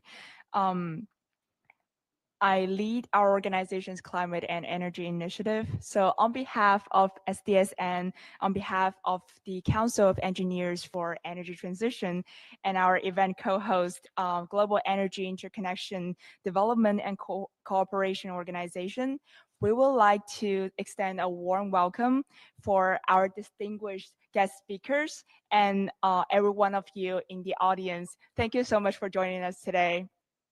And in the next 75 minutes, we will discuss the future of energy, comprehensive sustainable energy solutions for the Global South.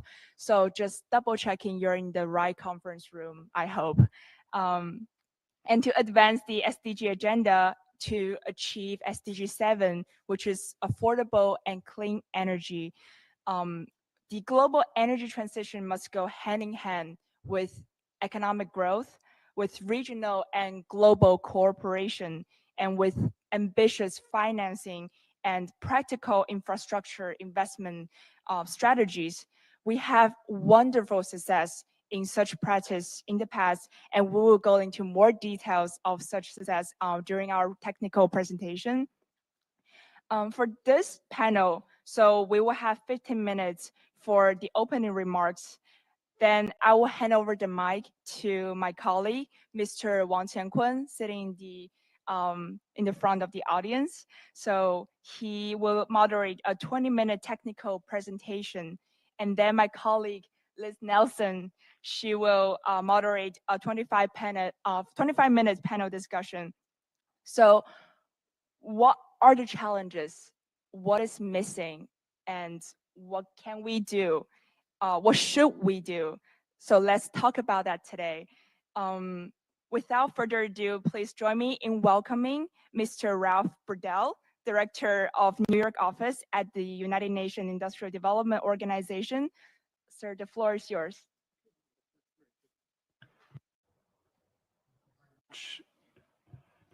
Excellencies, distinguished colleagues, ladies and gentlemen, it's a privilege to join you all here today for our very timely discussion on the future of energy and how we can seize the opportunities to advance sustainable development in the Global South.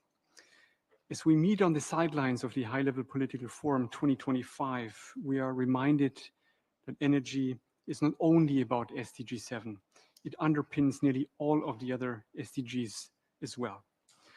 Without reliable, clean and affordable energy, progress on education, health, economic transformation, and sustainable industry will remain out of reach for millions of people. And this is particularly true in countries of the Global South.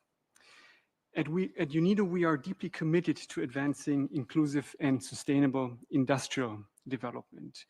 We see the energy transition as an urgently needed response to the climate crisis, but also as an opportunity for industrial growth, as a new source of global competitiveness. On one hand, industry is clearly a beneficiary of the energy transition through industrial decarbonization. But on the other hand, and most importantly, it's also one of the key enablers, because it is responsible for producing the materials, components, and manufacturing systems that underpin the clean energy transition. Taking strategic advantage of this strategic dual role of industry can unlock new value chains, strengthen local industries, and position countries to compete in the global economy. For countries of the Global South, this is an opportunity to build efficient energy systems that support job creation, technological innovation, and value-added production. And China is a prime example of this. Just last week, UNIDO convened the Global Green Industrialization Dialogue in Vienna, bringing together leaders from government, the private sector, finance, and civil society to advance on actionable recommendations for green industrialization. And I'm happy to report here that during the dialogue, we focused on 4 key pillars, which are arguably most important for advancing the energy transformation. So these are financing, technology and innovation, people, and resilient clean tech supply chains. One of the concrete outcomes of the dialogue is the intention to shape a global green industrialization pact, which is a collaborative framework that aligns industrial and energy transition efforts with the goals of the Paris Agreement and, of course, the SDGs.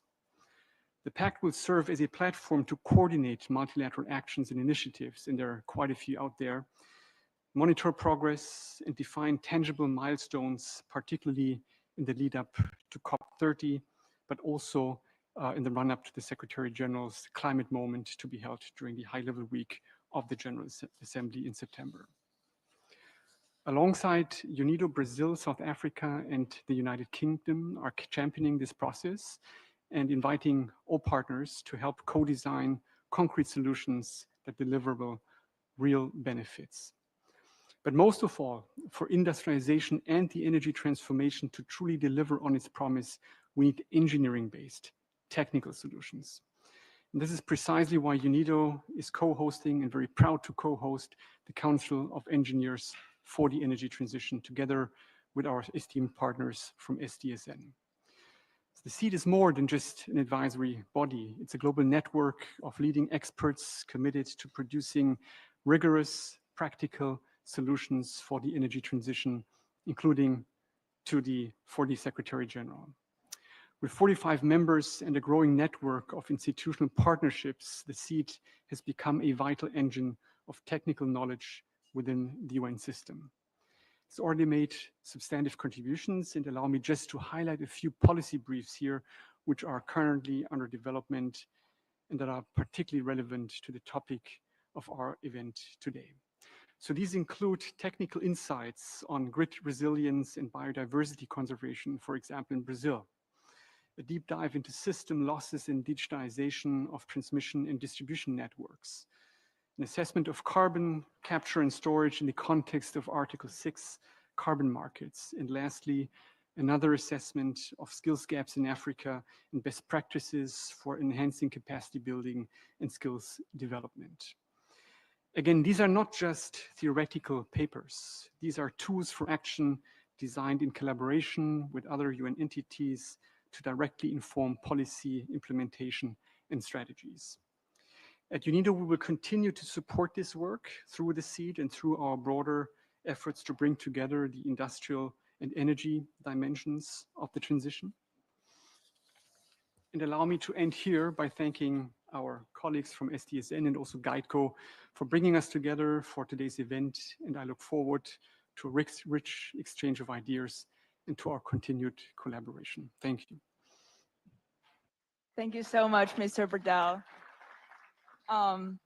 SDSN is very proud to co-host the Council of Engineers for Energy Transition with UNIDO.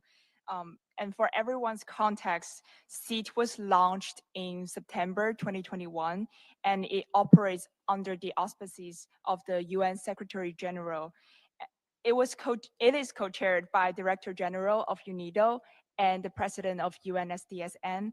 So the work of SEAT, it is done by an amazing group of independent, impartial, and globally recognized energy experts, including Vijay and Peter here with us today, who serve in their personal capacity and respond to the request for information by the UN system.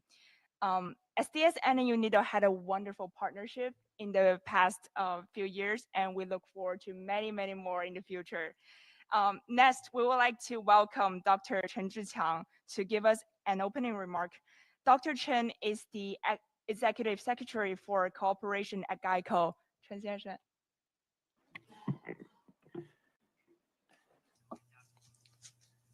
Distinguished guests, ladies and gentlemen, good afternoon.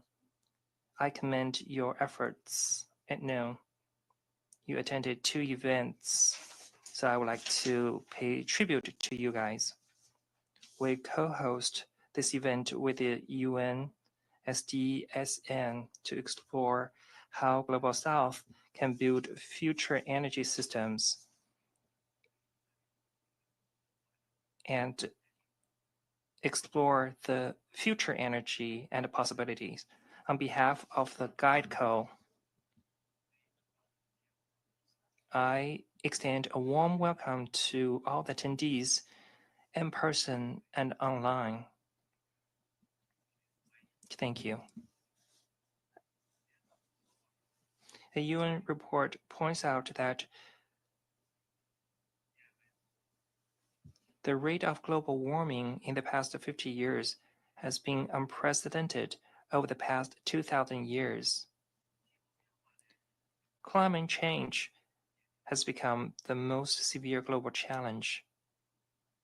The top priority is to accelerate the energy transition, restructure energy system, reduce fossil fuel usage, and rapidly cut greenhouse gas emissions.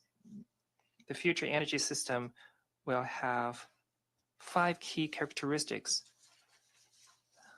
We worked with SGSN, Professor Sachs. We focused on the future energy. Last year, we worked with Professor Sachs to come up with a lot of declarations on energy. We also delivered the Declaration of Future of Energy, which has been well responded by the UN. The 5 characteristics are as follows. First, energy production will be clean with rapid growth. Water, wind, and solar energy will replace fossil fuels. And clean energy will account for over 90%. We have a lot of Chinese practices thanks to the energy upgrade and restructuring. Clean energy has already replaced a lot of fossil fuels as a consumption and production source. Second, energy consumption will be electrified through the synergy of electricity and hydrogen and energy complementarity. Coal, oil, and gas will be thoroughly replaced, raising the global electrification rate over 60%. Third, energy distribution will be globalized with the interconnected energy system forming a global energy network that foster complementarity between different regions and energy types. Fourth, energy services will be inclusive. Technological innovations will reduce the cost of clean energy development and provide affordable modern energy services to all, ensuring universal access to clean and sustainable energy. Fifth, the energy industry will become more digital and intelligent. Modern information technology will be integrated with energy systems to enhance digitalization and intelligence of energy, accelerating the green transformation of energy industry and creating a new engine of global economic growth. Ladies and gentlemen, in 2015, Chinese president proposed the important initiative for building a global energy interconnection at the UN Summit of Future.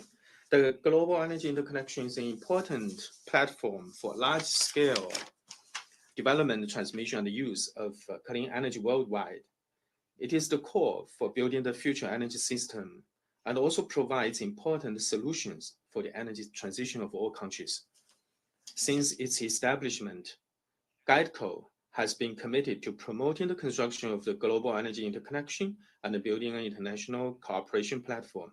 At present, we have a total of 1,390 members and have established extensive cooperation with relevant UN agencies, major international organizations, and governments and enterprises of relevant countries. We have built influential brands of conferences, research think tanks, and project platforms. In recent years, GuideCo has cooperated with relevant UN agencies, in particularly SDSN, DISA, UNESCO, UNECA, NECTA, and the EU to carry out electricity development capacity building. we have trained senior engineers and professionals from 60 countries. In recent years, we have trained cumulatively 40,000 people. This year alone, we trained 8,000 people. For Global South countries, we have contributed the driving force for sustainable development and green transition. Especially after the Ukraine war, EU faced energy crisis. We work with research institutions of Europe and proposed the initiative to protect energy security in Europe. Altogether, there are 6 energy plans which have been widely recognized by Edison Electricity Association and other international associations. It has facilitated the solution of energy issue in Europe.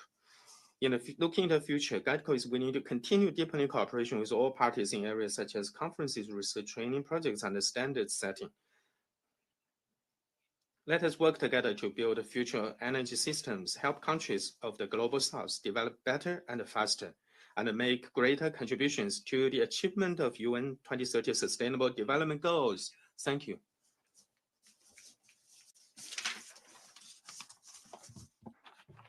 Chen 先生，非常感谢。Thank you very much for the wonderful speech and for this decade-long effort in promoting global energy interconnection. So next, we will have 3 technical presentations, and Qiankun, the floor is yours. Thank you, Fino. Now let's get to the second section of this event. In this section, we will have technical presentations. We will dive into technical world, guided by 3 distinguished speakers. The first speaker is Dr. Yin Bo, Director of Cooperation Bureau, Director of Cooperation Division, Cooperation Bureau, GATCO. He will give us a review of the Declaration on the Future of Energy, which is originally announced as the Summit of the Future side event in 2024. Dr. Yin, the floor is yours. Thank you, Qiankun. Thank you, Qiankun. Colleagues and friends, good afternoon. It's my great honor to review the Declaration on Future Energy here again at the UN. The world is at a critical turning point. The global temperature rise is edging dangerously close to 1.5 degrees. The climate crisis is accelerating, threatening lives, economies, and ecosystems. UN Secretary General Mr. Antonio Guterres has issued a global SOS, calling on all nations to raise their ambitions and act swiftly. In this context, the Global Energy Interconnection Development and Cooperation Organization and the Sustainable Development Solutions Network jointly released the Declaration on Future Energy System at the UN's Future Summit event last year here in New York. Today, we re-announce this declaration to draw global attention to urgent need for energy transformation. This declaration outlines 10 key initiatives to guide the transition toward a clean, low-carbon, secure, and inclusive energy system. The first, accelerate carbon peaking and deep reductions. The coming decade is crucial. Countries must peak carbon emissions by 2030 and reduce them by over 30% by 2035. This requires aligning the 2025 update of national determined contributions with more ambitious mitigation goals, especially in the energy and power sectors. Only by moving swiftly now can we secure a livable future.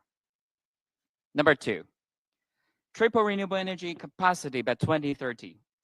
We face a 4,000 gigawatts shortfall in meeting the global target to triple renewable energy capacity by 2030. Developed countries must take the lead and support the Global South through financial aid, technology sharing, and project cooperation. Africa and South America need a 4 to 5-fold increase, while Asia should aim for a 2 to 3-fold increase. A global push is essential. The third, build a clean, flexible energy system. The power sector is the core of energy transition. By 2050, clean energy should make up 70% of primary energy and over 90% of electricity generation. Electrification must expand across industries and daily life, with global electricity consumption expected to reach 82,000 terawatt hours. We must also build a flexible energy system and integrate power generation, grids, loads, and storage. Technologies such as virtual power plants, V2G systems, and energy storage expected to exceed 3,700 gigawatts by 2050. They are the key to enabling this transformation. Number 4, modernize grids and strengthen interconnection. Grid infrastructure has not kept pace with clean energy development, becoming a major bottleneck. We call for rapid construction of smart, digital, resilient grids, capable for integrating large-scale renewables while ensuring security and flexibility. China's development of over 50,000 kilometers of ultra-high voltage transmission lines serves as a leading example. A global smart grid should begin to take shape by 2040 and reach full maturity by 2060. Number 5, shift to systematic technological innovation. Technological advances must evolve from isolated big breakthroughs to system-wide coordination. Mature technologies like wind, solar, and ultra-high voltage transmission must be expanded. Meanwhile, emerging technologies such as CCUS must be accelerated to help close the remaining emission gap.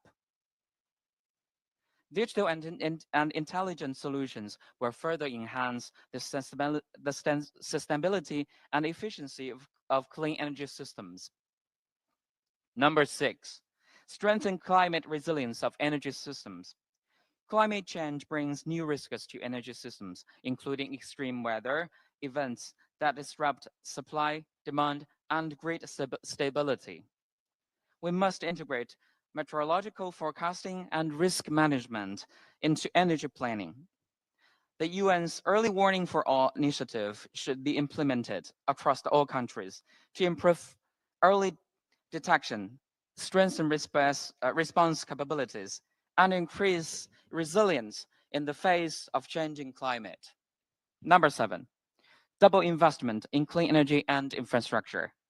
The global energy transition faces investment gaps and regional imbalances.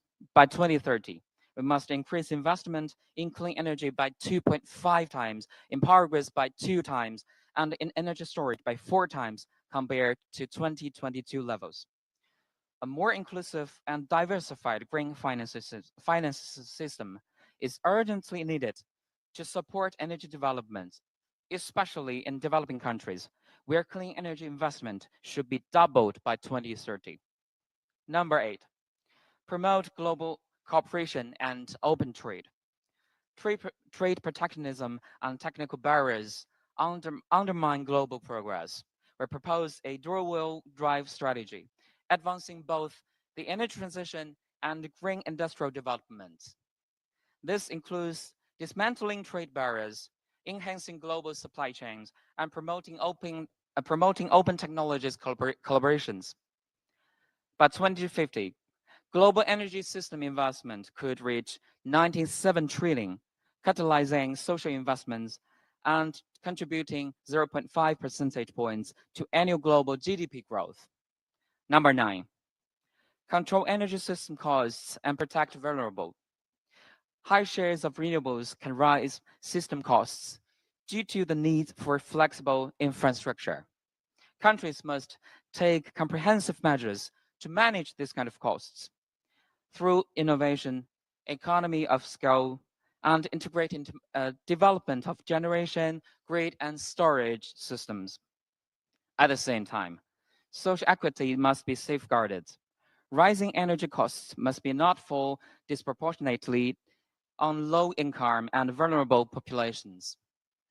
10th, ensure a just and inclusive energy transition. Energy accessibility remains a challenge. By 2035, universal access to electricity and clean cooking must be achieved. Clean energy must be serve as a driver of inclusion, health, and opportunity. This transition must be also deliver decent jobs. By 2030, the clean energy sector will create more than 50 million jobs, supporting re-employment for fossil fuel workers and contributing to just transition that leaves no one behind.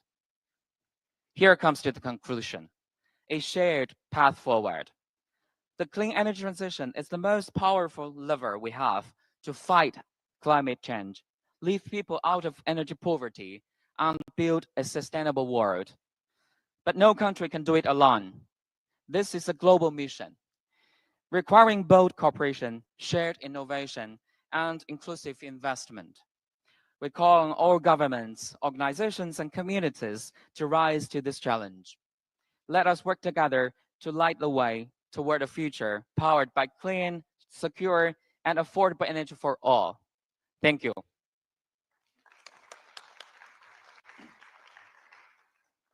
Thank you, Dr. Yin. Thank you so much for your recap of the Declaration on Future of Energy.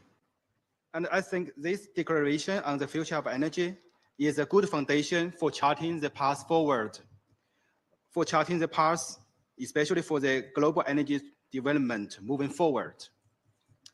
And now let's welcome our next speaker, Professor Zhao Zaibin, professor at Xi'an Jiaotong University of China.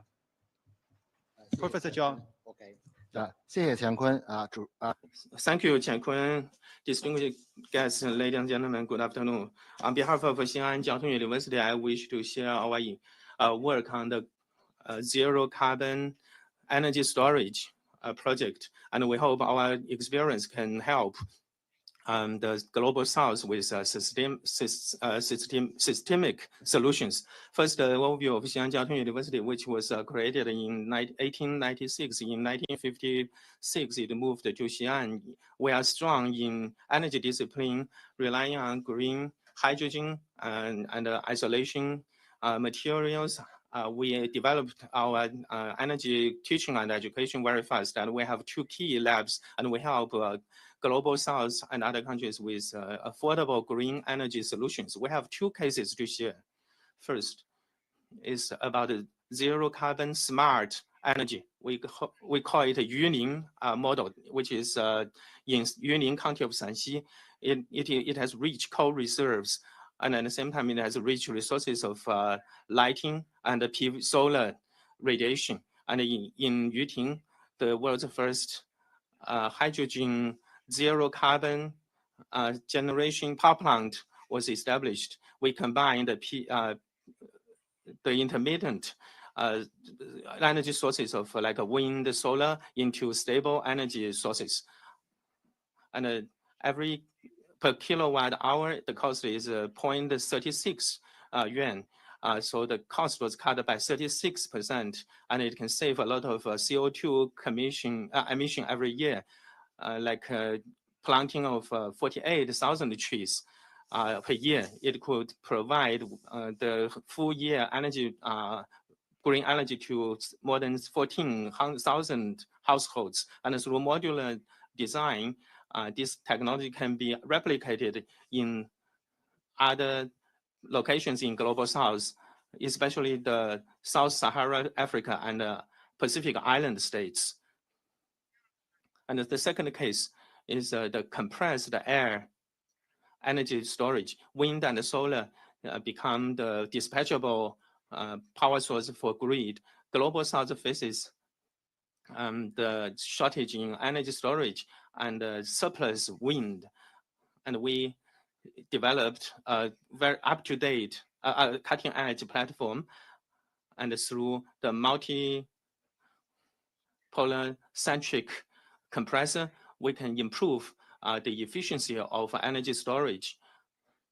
And at the same time, we can monitor the small fluctuation of the grid and to minimize its impact on the grid load. And this has low requirements for the terrain, and the construction cycle is short. So it is very good for the upgrade and the transformation of grid in Africa and Latin America, as well as Asian countries. And nationwide, we are promoting this technology. Energy equity is the core to sustainable development. Sophisticated clean energy can be replicable and affordable, and which is very useful for global south. And this is also a driver to the achievement of SDG. Xi'an Jiao Tong University always believes that science and knowledge has no borders. We are ready to work with global south countries on energy sector to jointly achieve the sustainable development goals. Every ray of light and every touch of wind should become the driver to the sustainable development and the power source for the whole world. Thank you. We are all impressed by the technological innovations and breakthroughs you have introduced from Xi'an Jiao Tong University. And these technology innovations and breakthroughs could be applied to other parts of the world. And that would be very important for the energy transition in the global south. So now let's welcome Mr. Mei Feng from Chief Engineer at Shenhong Holding Group. Mr. Mei Feng, the floor is yours. Ladies and gentlemen, good afternoon. I'm really honored to be here representing Shenhong Holding Group. We all know the world is facing a big challenge: global warming and extreme weather. We need to act now for sustainable growth. Remember the Paris Agreement. Next, it set a direction for fighting climate change. In 2020, China made a commitment to peak carbon emission by 2030 and achieve carbon neutrality by 2060. Shenhong is dedicated to playing our part in making this reality. Shenhong is a leading company based in Suzhou, China, with over 30 years of experience. We core business span across petrochemical refining, new energy, advanced materials, and high-end textiles. The true value of our company lies in its ability to solve real-world problems. That's why we have always prioritized on sustainability and taken concrete steps to protect the environment. Look at the plastic waste in our ocean and the soil. It's a disaster. We cannot keep relying on the old produce, consume, discard model. So we asked ourselves, can we turn waste into valuable raw materials? Can we create polyester fiber from this?